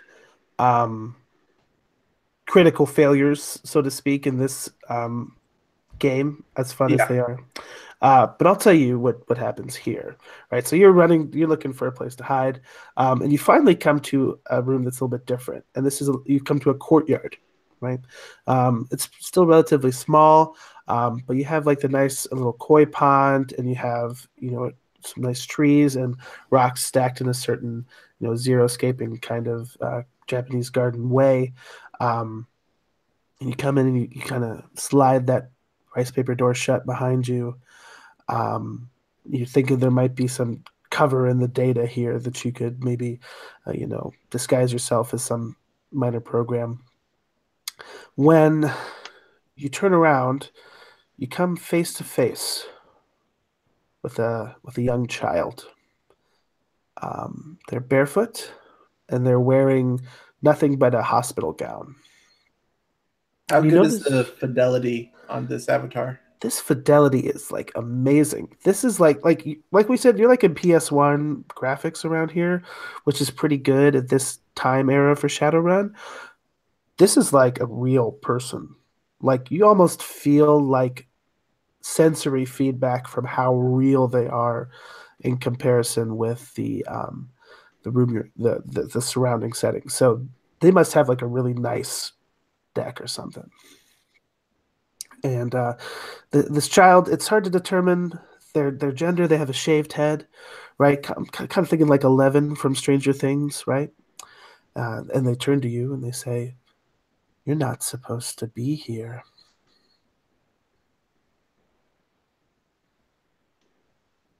I think Ratatat, being the punk that he is, raises an eyebrow and says, "Yeah? How about you? You supposed to be here?" This is my home. This pond? You live in the water, kid? You're trespassing. I'm just passing through. Does the master know you're here? I'm on my way to say hi, actually. Oh, well, I can take you there. Won't you be trespassing then? Aren't you supposed to like not leave the pond? I have been given permission to wander here freely. This is my home. I've been adopted. You know, I've met other people in hospital gowns like you, and they say they've been adopted and they don't usually look as happy as you do. Well, I hear my master's voice, and that brings me peace. Uh, uh, okay, so the Ratat's instinct is to move away, right? Is like he's up in my face, and I've been trying to keep my cool, but I think Ratat flinches first and tries to like back up. Does Okay. anything? Well, there's not really anywhere for you to go. No, there's not. Your back's against the wall here. And it's like, do you want to leave?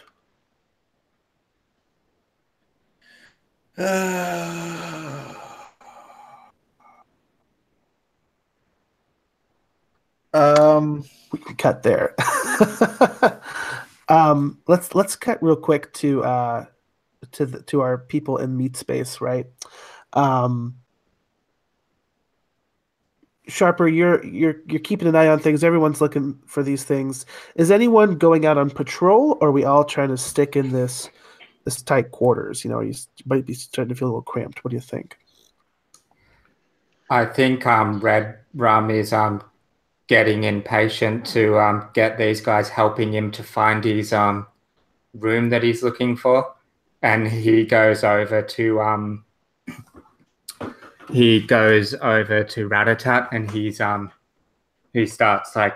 starts shaking him quite gently at first, and then he's just like shaking him like a little bit more and more. He's like, "Are you?" And he's like yelling into his ear. He's like, "Are you finding out where my room is? What's taking you so long?" Hey, Red Rum. What? I need your help over here. What? I'm shaking this little green guy. That's why I need your help over here. But how can you help me to shake him from all the way over there? Do you want to try to figure it out, or do you want to come find out? He lets go and kind of comes over to you. Now, part of what we're looking for here is sympathetic energies. So, by understanding where you're coming from, that'll help me understand where you're going. Okay? Now, I'm looking at your face, and it's a face that I can read some of the pieces, but I don't understand everything that's there, like that thing by your ear. Is that something you earned, or is that aspirational, or is that something that somebody else put on you? What do you think? Well, I wrote it on there myself because I'm the only one in my gang. So I don't know, what does aspirational mean? That means something that you hope to happen. Oh, yes, and then it's aspirational. I I'm going well it's both. That's good. So where's your headquarters? Where's your base? Um well, I don't I don't really have one yet. That's why I'm here. I'm going to get what? Why don't you tell me about the base that you hope for? So, I mean, basically just kind of luring him into this to kind of give the impression that as he gives me answers, then I can look for things in the computer. Yeah, Like it's magic. he totally buys into it, and he starts like reeling off this long description of like the garage with all of the motorbikes in it and um all of the sexy troll boys and troll girls that will be hanging around, and like the cool like what say like video games, and like the room that they'll all meet in to decide what the club will do. And yeah. See the way Sharper sees this, every person believes that there is an order that cannot be detected in the chaos of the future and the surroundings. The smarter they are, the harder they try to put a system around it. But it is a reflex that every human and humanoid possesses. So all he's doing is providing a conduit for this desire to sort of rush out and pretend to find a shape in the world, because really that's the foundation of all religion. Basically, I'm keeping the shaman safe until he comes back.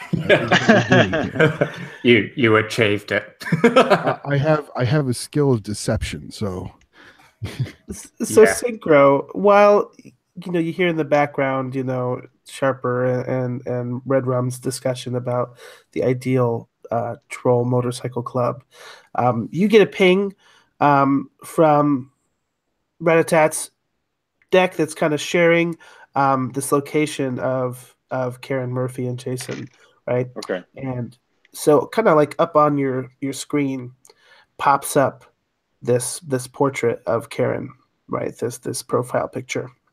Yeah. And that kind of brings this rushing memory back to you of the last time you spoke with Karen.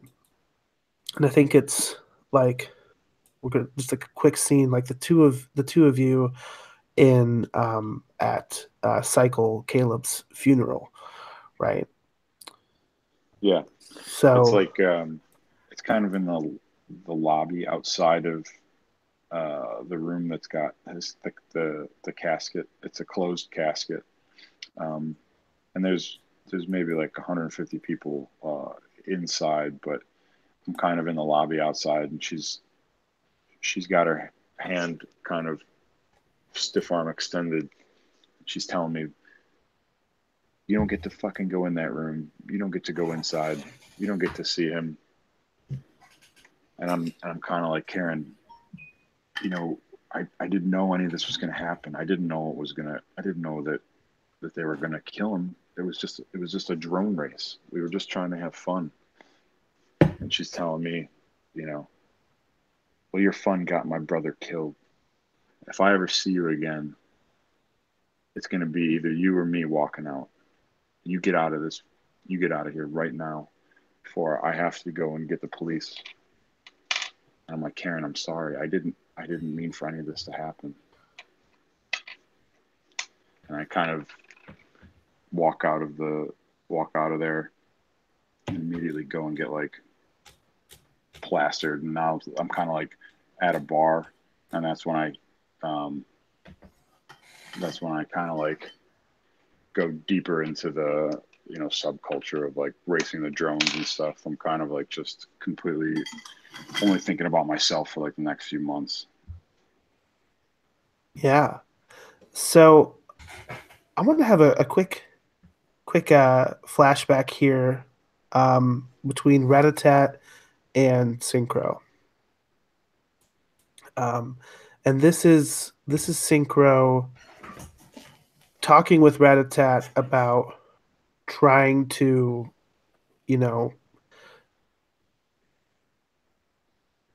like how did the two of you meet? Because I see here that Synchro, like, I don't think that you were necessarily sought out by KSAF. I think that you Yeah. somehow heard about this run and you wanted to come in and help Karen, right?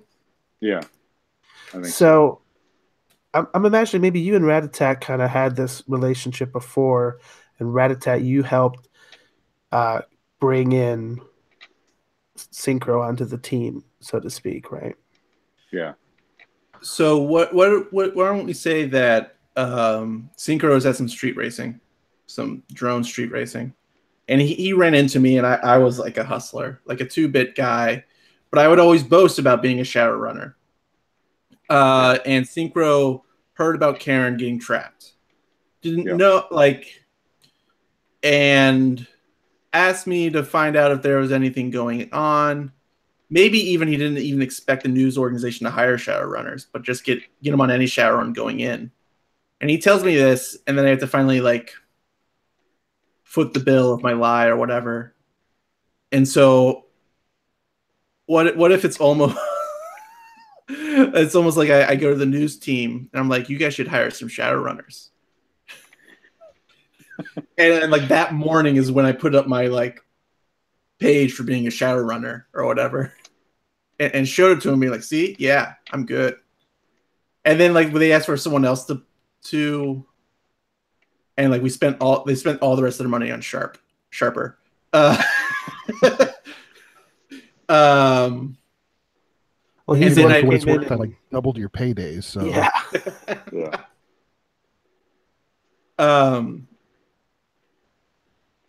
Yeah, and so how about the conversation is I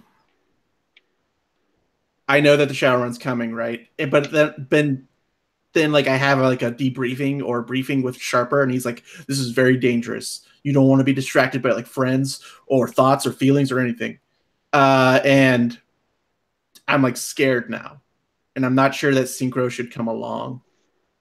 And so we're at like this gas station. And it's like gigantic, like way too big for like it's just out of control, like too many terminals. Yeah. And go ahead. Yeah, I'm like, listen, we got to get in there. There's nothing to be worried about. They spent all that money on that street samurai. We're gonna be fine. Yeah, but that street samurai, he was talking about stuff, man, and like how. Listen, like I got to put hand to mouth, right? I got to feed myself. You're doing fine if you just stop wasting all your money. You don't like. Is this girl worth it? Listen, I gotta go find her. Okay, I don't need to tell you why. You don't need to know why, but I gotta get in there. And if you want to be able to take care of yourself and stop worrying about day-to-day living, you're gonna balls up and get in there. Yeah, and there's like a quick like thought to like my empty bank account and being like, okay, here's the meetup. We're meeting in the sewers. Don't ask questions. We'll get in. We'll find Karen. You'll find your girl. We'll get paid. All I'm asking for, man. I better not see you back out here the next week, though. If this girl means something, then let it mean something. Hey, you know what? Maybe I'll think about it after we go find her. All right, but you just worry about you, and let's go take care of business. All right. All right, let's go. And like I pull on the duster, and like the wind blows, and the tailcoats fly everywhere, and everything. Fade into Rocket Raccoon. Staring at the hospital child, Akira. All of your instincts are telling you that this is a threatening situation. All the instincts are telling me it's a threatening situation, but my totem is the raccoon, which is all about curiosity. Oh. And like there's a little bit of like, I wonder who the master is. Why does this kid have a hospital gown? Everyone else had like ninja gear and like samurais. Like, are they helping people here? Is this kid sick? And like, there's a million questions that could be answered if I followed this kid. But I could also die, or something worse.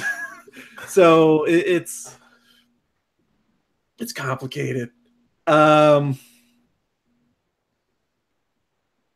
mean, like there is a thought of running away, right? There is a thought of like I could curious, but also save your own hide. Maybe the rat talks a bit, and so I'm like, do I have anywhere to run to? Like, am I able to get away from this kid? So the kid kind of sees your eyes darting back and forth, kind of sees your anxiety. She says, they say to you, they already asked, like, do you want to leave? And then they say, are you scared?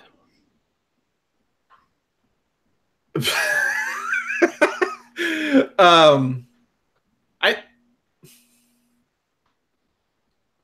there's a scared laugh and a choked off like no. No, I'm fine. Well, if you're scared, you can always leave. Yeah, you just let me go. Well, maybe we can make a deal. And she kind of gets a little closer, and I guess when she gets closer, you can see that her features it's a little girl. And she kind of you're up against that wall, and she just walks up closer to you, and she says, "I'll let you go if you tell me a secret."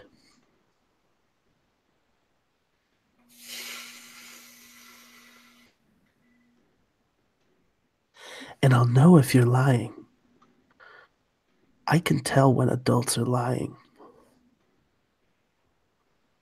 I like to think that as she leans in, I can like feel her warmth, which is like the weirdest thing ever because I don't have like sensory input to feel that.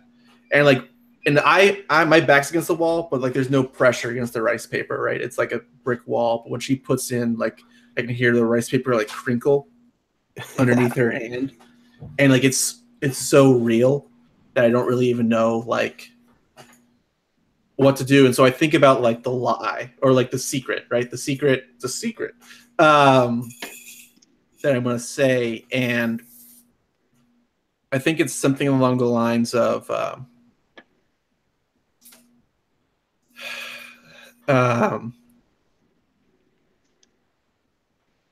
I used to beg for money, telling people that beg for money and food, telling people that it was for me and my family. But I had already left my mom back in the Barrens, and I took all the food for myself. Never gave her any. I can tell you're telling the truth.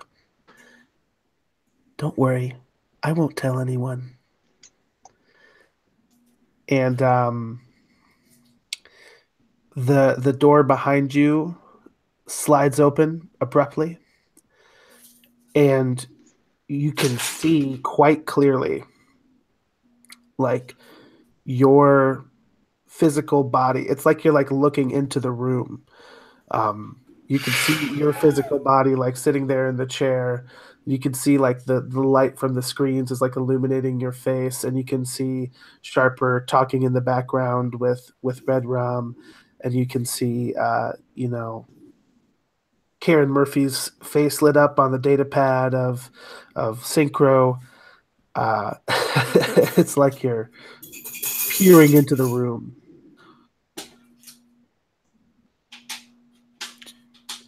So can I, like, is this like a video projection, or can I fall into this room? Yeah, you could basically like you can like walk into your body, and that will check you out. Yeah, I think there's a startled moment, and then I just sort of like topple forward into the room, and then suddenly I'm at the terminal with in front of my deck. I'm just staring at it, and like I'm sweating, and I'm like, and yeah, it's really obvious that I'm logged out, right? Because like I was like comatose couch potato. and then now I'm like breathing and I'm looking around. I look to Synchro and says, "We got her. Let's go get her." I think it'd be fun if every time you neurologically left your body and returned, that counted as a rest, recalculating your hit points. Actually, speaking of hit points, I still haven't figured out how to calculate mine. Okay. You have 2. No, I'm kidding. Your HP is determined by rolling. You're level 2, and you have a body of 1. You have a +1 modifier. Yeah. So all you need to do to determine your current HP is to roll 3d6 and keep the 2 highest. Okay. Add those together. Great. So you all have the info, and you are kind of looking at it closer. You kind of have the 3D projection now. You're like in sub-basement like 6. And Karen is up on floor 18. That's what you can see. If you'd had a bit more time, you might have been able to see what is on floor 18 or something like that. But all you know now is floor 18. Is Karen with Westfield?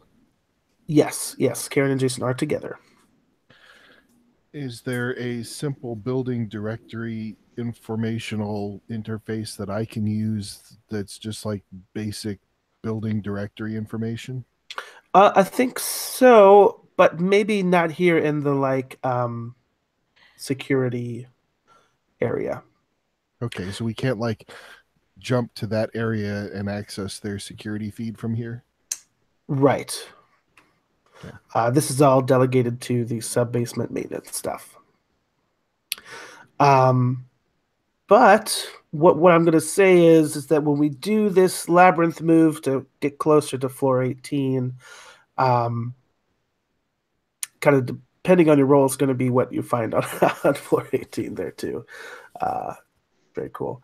So I guess my question is, who's leading the way? If we have a tactical physical objective that we would like to reach, then I am content to run point. I second that. Yeah. I think I'm freaked out and quiet, and that might be scarier than anything else that could have happened. Yeah, you're not very talkative, right? Yeah. Hey, Red Rum, I've got good news for you. We're headed to the 18th floor, and 1835 starts with 18. Oh, I didn't think about that before. You think is that how it works? You know, I don't know, but it seems likely because we're after a secured target, and so are you. So all the secured targets should be under good security. Anyway, I just think we might want to keep our eyes open, yeah? I like you. I like you too, Red Rum. Now it's time for us to move quick and quiet. Everybody ready? Ready. Quick and quiet. Form up. Nobody goes anywhere alone. Buddy system. Got it? Got it. All right. So he's going to snap his visor down, and there's a faint humming sound as he shrugs and gains several inches width to his shoulders and hips, and then starts moving with a liquid, quiet grace. Ooh. Quick and quiet sounds like we're rolling with quickness, so let's get that labyrinth move on the table. Okay. And whichever is more advantageous, stealth or athletics, I'm thinking stealth. Yeah. I would like to basically choose my routes to go under the fewest eyes possible. Sure thing. So, quickness. All right. I got a 4. Ooh. And that is so total of 4, but you have that stealth skill. So I that'll also have you. athletics, if that matters. I think it's an either or sort of thing. Okay. So that means you're still going to be able to hold 1, but you're going to encounter danger. So that brings you now up to 2 hold you have at this time. You can still spend that at any time to either find something useful. You need to get to a total of 3 to actually get to Karen's location. So we're not quite to floor 18 yet. I found something useful. Okay. The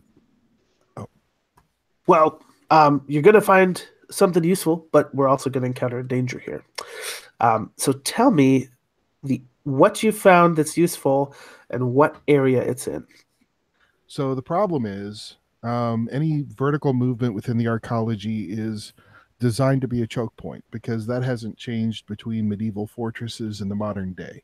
Vertical movement is where you can concentrate your force efficiently. So that's always going to be hard.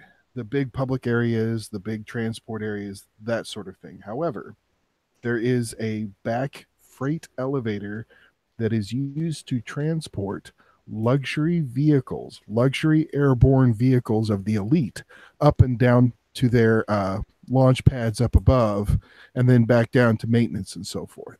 And so that is not only off limits to normal people, but it's also got the least security around it because it's hidden more than secured because they don't want the peasants to know their business. This is for the executives. My plan is to break into that elevator shaft and climb up the shaft, which will get us within 3 floors with minimal security. Sharper is definitely a big fan of elevator shafts, so I think that's We're in a vertical arcology. Who wants to take the stairs? Yeah, 300 floors. So, is that workable or is that? Oh, that's perfect. Okay. Let me ask you this though. You definitely find this elevator shaft, and you're right that it's not very well guarded or patrolled. You have enough time and quite enough to be able to sort of make your way into the actual shaft of the elevator. But what you find in there is that this elevator shaft is not as barren as you might have thought it would be. So I'd like to ask each of you, what is one way that this elevator shaft has been turned into an obstacle course? I can go first. Go for it. It's controlled at the top and the bottom by the security center and executive lounge areas. So the security is high to get in, so they're well protected. Also, every time the elevator is not in use, every 3-floor segment rotates about 90 degrees, so the ladders don't line up. So basically, when they're going to use it, they have to like pull the walls out, rotate it, put the shaft together, and then it's able to use up and then you can use it up and down. But if it's not, if it's in resting mode, none of that lines up. And you look at that, right? And it's clear to you that this is like a recent modification, that this was not necessarily part of the initial design of the elevator shaft, was to have these rotating segments, right? I mean, you can tell that from looking at the outside of the shaft. It wasn't initially made to be round to, kind of afford for these spinning squares. This is a recent addition. Anybody else have a recent addition to this elevator shaft that has turned it into an obstacle course? I'm going to jump in with, sorry, you go, Arthur. Oh, no. I was just thinking, man. I didn't have anything. Yeah. I was just, I think it's just spikes, like randomly, possibly motion detected, randomly placed spikes that suddenly come out from the walls. Those are definitely there. And again, it seems odd that there would be, spikes shooting out of these walls. But and yet here they are. What else is troubling about this elevator shaft? I have something. I think So you got the ladders that don't line up, this secure security post, and like now launching spikes, and all of it looks sort of like recent. Like there's got this hodgepodge like metalwork to it, and then like halfway down the midway of the shaft is this like mound of possibly scrap metal or something. It's not necessarily like none of this stuff looks old. It's all like chrome and flashy. But there's like some buzzing coming from it. And it looks to be sort of like a weird metal hive. Yes, perhaps the sort of hive that metal bees might inhabit. Arthur, how about yourself? You got any ideas about what obstacles are in this course? Yeah, well, I don't know if the other guys can see it, but with the one cybernetic eye I have, I can see just like the faint glimmer of some motion detectors crisscrossing the shaft going up. Heaps Mission Impossible. Yeah. Did any of you take dancing as a skill? I don't know. Okay, yeah. So you come to this elevator shaft. I'm assuming we might have used a little chainsaw to get up to the top of the elevator itself to kind of climb up on top. How do you all react? What do you think about this situation? Well, my first thought is if it's going to be this difficult, we may be better served either sending a small group to send an actual elevator or to find another way, because this is bullshit. It absolutely is. I think Ratatat sees like the mound thing, and that he can still feel his connection to Astro. And he's not sure he's going to get any closure out of this entire adventure.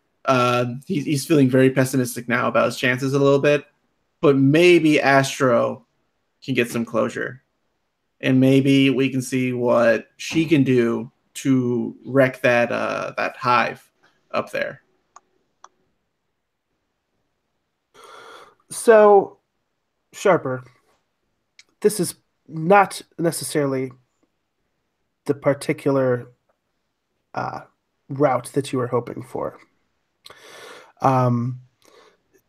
If you were to climb down back into the elevator, look back out around, you'll come face to face with 3 security guards. They're standing there with their arms crossed. They have nice blue cyber eyes. Where am I? Right up. Back in front of the elevator shaft. The one that goes up to floor 15? Yeah, like where you'd come in, right? So I like just scouted it, and I'm coming out, but not where everybody else is? Right. And they're all standing there in front of this elevator shaft. Who knows how they managed to sneak behind you? Who knows how you were not alerted to their presence before you climbed up into the shaft to get your peek? But now that you've come back out thinking this route's Fubar, you come face it's a to big face. arcology. There's lots of ways up. But here are these 3 guards, and you see even that they're flanked by a couple of strange attack drones, right? But they're just standing there Where are with my their arms people? crossed. Do you all come back down, follow Sharper out? Are you still looking at the shaft? What do you think? So did we all go into the elevator shaft? I think Red Rum would definitely start climbing up the elevator shaft towards Just right away? room 1835. He's like, this is the way to room 1835 on the 18th floor. I would say let's give it a minute. Let's make sure that we're all ready to climb before we just start. So I'm picturing that like we are inside an elevator. We have like a roof hatch open, and we're staring at this death trap. And I figured we're like on the roof of an elevator, because rather than being inside a car, because otherwise we wouldn't be able to. That's what I was picturing. So I mean, Okay. Yeah. I get you. because if we could just like commandeer a car and go voop voop voop voop voop, then easy peasy. But I was thinking the shaft would be the way you wouldn't be detected. So I mean, Okay. I'm cool with us. Like, you guys can stare at it for a minute. Maybe I hear something in the hallway, so I pop out and there's security guards, right? I'm sorry, I Yeah, didn't is want to that derail I the know this whole is a bit thing. of a I was hard just trying to get it in frame. my head, right? Yeah, I'm sorry. This is a bit of a hard frame, but I want to Okay. give us some dilemma here. So yes, yeah, there's no car that you can see because this shaft is clear with these modifications. The cable's been removed from the center, right? And you can see up there that there's that scrap metal. I think maybe it's like dangling from the ceiling instead of like coming up from the ground. You can still hear that buzzing. But yes, in this corridor, we'll say, behind you, is where these guards have come. But they're just standing there with their arms crossed, And you were telling me about their eyes. blue as all get out. Whole business. All right. Well, I'll just casually. I've got the rifle on one shoulder, and I've got my other hand casually on the haft of my katana. So, just kind of cock my head and see what they have to say. One of them kind of raises their hands up, and they just say, "The master would like to test you." I'd like an ice cream sundae. These things have prices. What's the master offer in return? We will not eliminate you immediately. That's the nicest thing an asshole ever said to me. Well, the master has taken an interest in you. You show proficiency. Okay. What does the master want?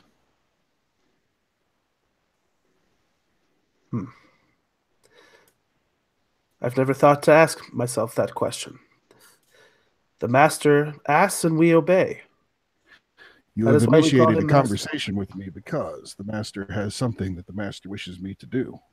Yes? You have somewhere you wish to go?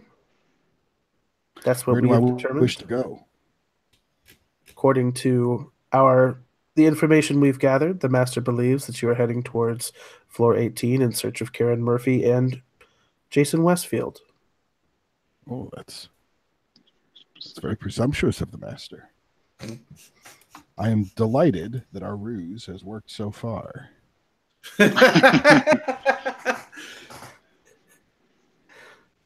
Well, the master will not stop you. That's very kind of the master. But he would like to test you. He has prepared a proving ground. Oh, a proving ground. Tell me more. You've seen it for yourself. Oh, I see. So the idea is we can climb the elevator shaft, and instead of being destroyed immediately by the overwhelming immune system of the arcology, if we succeed, as in a sporting event, the prize is successful arrival at our location. Do I understand the terms? I do not presume the master's motivation, but what you say makes sense to me. I strive for clarity. If you prove yourself, the master may speak with you more directly as he does to us. Oh. Well, I'm curious here. What's going on in Sharper's inner monologue? I guess what tactical calculations are happening in your head? The only reason that the master is talking to me is because the master needs a group to do something that the master's lackeys can't. So the master is trying to evaluate risk reward. can this group do the thing for me? We don't want to be so dangerous that we're eliminated, but we also don't want to be so incompetent that we're not useful. So basically, we're going to get pitched an unpleasant task if we're successful, because people who are responsible for outcomes are always in need of groups that can do highly difficult things. That's what Sharper's thinking. So you're thinking you'll probably try this obstacle course as opposed to these guards? Or Well, these guards are not these guards. These guards are a finger puppet. Guards represent a larger infrastructure. there's more where they came from. I'm even not if- calculating their armor class. That's not what this is about. This Okay. is an immune system. I'm not like, I can take these white blood cells. That's So Red Rum, you've already got hands on rungs. I did try to talk him down. You're not necessarily going up. Yeah, he's definitely started climbing. Well, I guess I'll say to the guards, see you on the other side then. I hope. I mean, to probably soon- not you, but you. And then Somebody die. you point at the one guy, and the three all kind of simultaneously like put their hands to their fists and say in synchro, like in sync together, "We look forward to the opportunity." So I'll bow to them and then go back into the elevator shaft. I'm going to turn this down to just one roll from each of you. Okay? And again, because this is World of Shadows, you just kind of describe the way that your particular badass is ascending this shaft. And we'll determine which of those 6 statistics kind of would tie into that, right? So I'm imagining we're going to have a lot of quickness, but also it could be a matter of strength, of maybe constitution, endurance, because you're climbing up this huge thing. Maybe not charisma, but maybe so if you can figure out a way, of course. So we'll say Red Rum's first on the rungs. Tell us about his approach, and we'll determine what you have to roll. Red Rum's strategy will be to climb up, absorbing all the damage from spikes and perhaps metal bees and scrapes as he goes along. He's going to try just get smashed by everything and make it to the top. Okay. Red Rum. And Sharper's approach is going to be to loop a cable around Red Rum's neck and put a knee on the back of his skull and hang off of him and use his sword to get rid of some of the spikes and bees and problems as he rides him up. Red Rum doesn't even notice that you've tied a cable around him. I don't think that he will even, this shouldn't bother him over much. However, having a sword flying around his head may be helpful. Yeah. How about Synchro? What's his approach? So I'm kind of scoping out, especially these motion detectors, because my theory is that the spikes aren't going to fire out if I can find a way to kind of disable or interfere with these motion detectors. So I'm sending out the little drone, and I'm looking for a way to confuse or turn off the motion detectors. And then once I can kind of get that out of the way, then I'll worry about the next step, maybe trying to find climb up the ladders and see if there's any finger gaps that I can kind of use to move in between the interlocking sections or something. Yeah, for sure. And then Ratatat, what's your approach? Astro and I are gonna mess up that hive. Yeah. So how does Astro do that? Does Astro sort of possess the hive as a spirit of nature and technology? What does that look like? I think it's a mix, right? Like we haven't really. I don't really have access to mana spells, but I'm backing her up with my willpower, I imagine. And I'm sort of like, how would you say? She manifests, right? She manifests in this realm, and in her manifest, she takes on like aspects of her nature, right? So it's sort of like bright lights shine on the hive, from as if there was some like helicopter light shining down, right? And like this, she like manifests as like this speeding person rushing at it. And then after like contact happens, it becomes very much just like clawing at it and like pulling it apart kind of thing. Because reporter vans don't have a lot of other things they got going for them as far as dealing with hives of metal beads.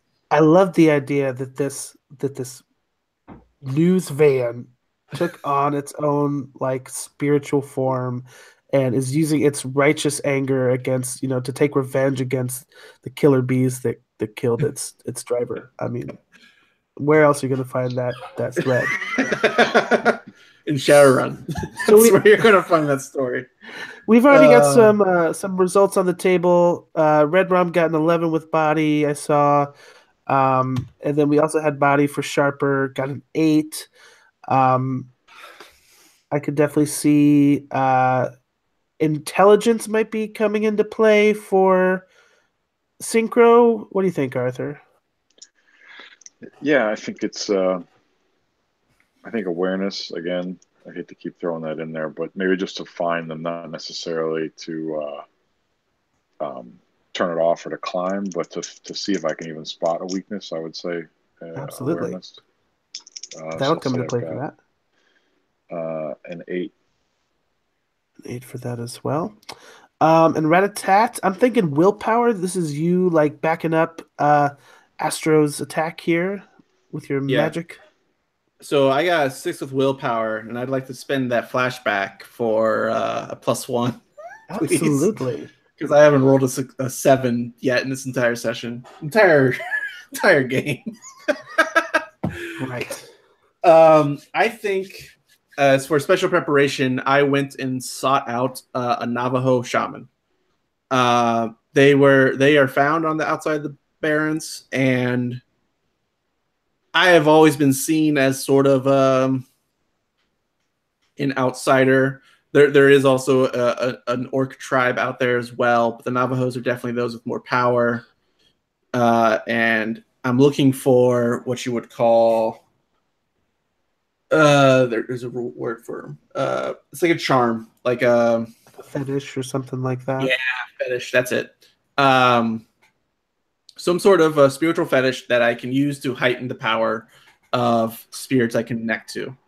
And I'm not sure if you want to. It's we'll just montage it into like very respective bows, receiving the item, nodding and understanding about how to use it responsibly, and then after exiting the tent, being like fist pumping, like yeah. And I pull. Yeah, go ahead. So I was just gonna kind of touch on Rat-a-tat. Your belief system and your magic is kind of cobbled together from multiple sources, but you have the roots are in like your Mexican heritage, right? Yeah. The idea is that I mean, like it's rooted in my Mexican heritage, but also I kind of ran away from my family, so it's I see other people. I think I understood the basic idea of totems, like that was explained to me, and I sort of went off and found my own. And that's when the raccoon sort of like manifested to me. And so it's definitely in the culture, right? Like they wouldn't have probably accepted me as easily if I was like some white kid from Bellevue or something. And the Hispanic community out in the Barrens or whatever is definitely like a safety net, but also like a rumor mill, right? Like I'm pretty sure it got out that I can't think of a Hispanic name. Oh, what your real name is, right? Or what my mom's name was, right? Oh, okay. Right. I had a great list I could probably find for you. Sophia, you know Sophia's kid? He ran out on her, right? What a twerp. And so if I show up at the community barbecue, right, I'm not necessarily going to be received back with open arms. Right. It's sort of like there are still kids, right? Like the gangs that formed out of those communities, like the rebellious youth I could hang with, but like the bigger support structures, I kind of turn my back on a bit. So when you look for assistance in your magical tradition and skills and abilities, you kind of have to look to other communities and other shamans and magicians of different traditions to find help. That's very interesting. It looks like with the help of skills and luck, 3 out of 4 of you managed to make it through essentially unscathed, right? Because I think that Sharper's athletics comes into play, which is going to kind of make your 8 into a 10. And your awareness kicks in synchro, so you're able to find those, kind of interfere with those motion detecting lasers. And of course, Red Rum is just unstoppable with an 11. You know, there's nothing that's going to stop him. But we get up to a 7 with that fetish there. There's going to be a cost involved here. My first instinct is to say that the rat calls out to me, but this is sort of like a selfless act that I'm doing. It's me tending to the spirits of man. So it doesn't really make sense for the rat to call out, who's all about take what's yours and save your hide and no one else's. I think it would be cool to put a pin on it. Yeah, sure. Because we have 15 minutes left. It'd be nice to do a quick little debrief, make sure we all get out of here on time. But you know, you see you sort of traversing this elevator shaft. You know, we see the rotation happening while Red Rum is still kind of climbing up. It's a really cool, you know, kind of tracking shot that we see of you all climbing. We see Sharper like bisecting a horde of bees, which is like pretty impressive because they're all relatively small, the size of a fist. You see that they're more like drones as they get closer. But again, they sort of have that same organic influence you saw with the Manta drones. We see some pretty daring stuff from Synchro, right? Some like leaps across to other finger holds and just kind of nails digging into the stone, barely holding on. And I would like to say those that lasers. Sharper's talking earlier about like balance and posture and energy, right? I like to think that voiceover is playing again as we have this montage of the whole team going through the thing. And we talk about like balance and posture, and we see everyone working together, trying to navigate their way up the tunnel. Right. Yeah. I love that.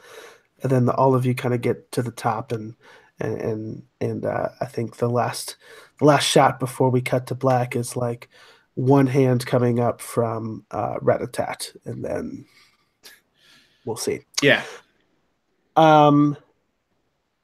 Yeah, so we're going to kind of leave that, but we're that much closer to Karen and Jason and that daring rescue. Definitely want to say thanks, everybody, for playing. Lou, it was great to have you as an addition. It was super awesome. I'm just going to do like a little quick feedback session here with our last 10, 15 minutes. If you have any positive or negative feedback you want to, you know, use to tweak for making next session even better, things you liked, you want to highlight, things you dislike that we might want to cut out. I'll say I was really impressed with some of the interaction scenes. I kind of threw those at you without a lot of framing. In particular, I really liked, Arthur, your scene with Karen. I was fully ready to back you up as Karen, but then you like really gave her a great characterization, and that was awesome. And then having you and Aaron come together was awesome, and it was really great seeing this sort of friendship kind of developing between Red Rum and Sharper. I'd love to see them kind of start a gang in the future. It'd be really interesting. So that was some stuff I really loved. I think personal complaints I had, I wanted to maybe move the spotlight around a little bit more than I did. I think I left some people kind of in the dark a little bit longer than I wanted to. So that's something I'm hoping to improve on for next session. Anybody else have any comments or feedback they'd like to share? Just to follow on from what you're saying, I think just from my little bit of experience with Shadowrun and that, I think that that does happen a little bit with the whole hacking thing. Like it's kind of a little bit hard to avoid because it's got like splitting the party built into the game, like in a way. Like, yeah, I was kind of trying to think of some way to like, I guess if there was some way for the other characters to be more aware of what is like happening like in that realm in some way, that might be a way. Yeah, if there was like a monitor showing my avatar. Yeah, something like that. Like if it was on screen, or we were able to like, or even if it was just pure audio, like so you could hear me talking to someone and telling a secret or something. That could be cool. That sort of thing. Like, That's a great idea. People complain about hacking in Shadowrun a lot because of the mechanics or whatever, but I do also think like just the fictional positioning of like you are now in a VR world that no one else can see is in itself like sort of isolating. I think that you should have done the fight anyway. I know you did the Die of Fate. I think a little firefight might have been fine. But then again, with these games, maybe they snowball out of control and it goes crazy or something. But I feel like, especially since my thing wasn't actually combat either, we had two very quiet scenes.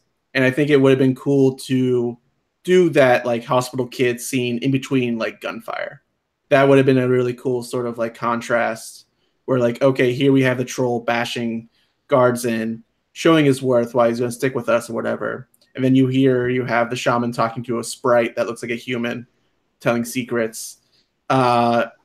And then also when you have that scene where you open up the room and you see all the bodies on the ground and it's like, oh shit, stuff's been going on while I've been jacked in here.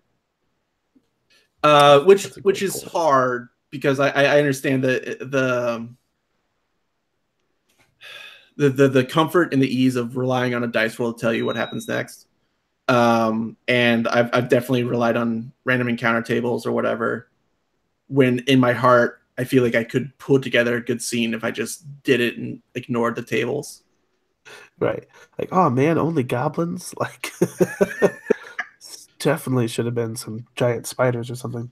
I felt the same way. I kind of had some regret there too. I mentioned that to you too briefly, Lou, during the break of how I was like, man, like that would have been a great way to have both parties engaged in something interesting instead of like, oh, well, you don't have to do anything. So let's just all just look at this other cool thing that's happening, guys.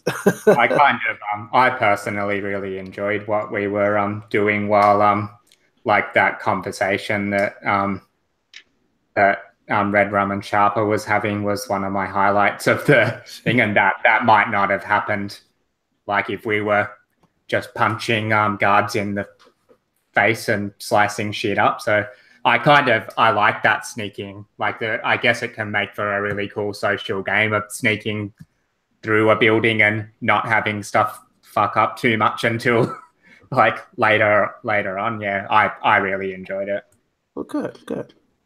I do think we got to see flags in the works because of that. right? We got to see that in the works. And also with the labyrinth move, there's not a lot of downtime. And so it is kind of hard to find those scenes where you're like, okay, I need to talk to someone about something. Yeah.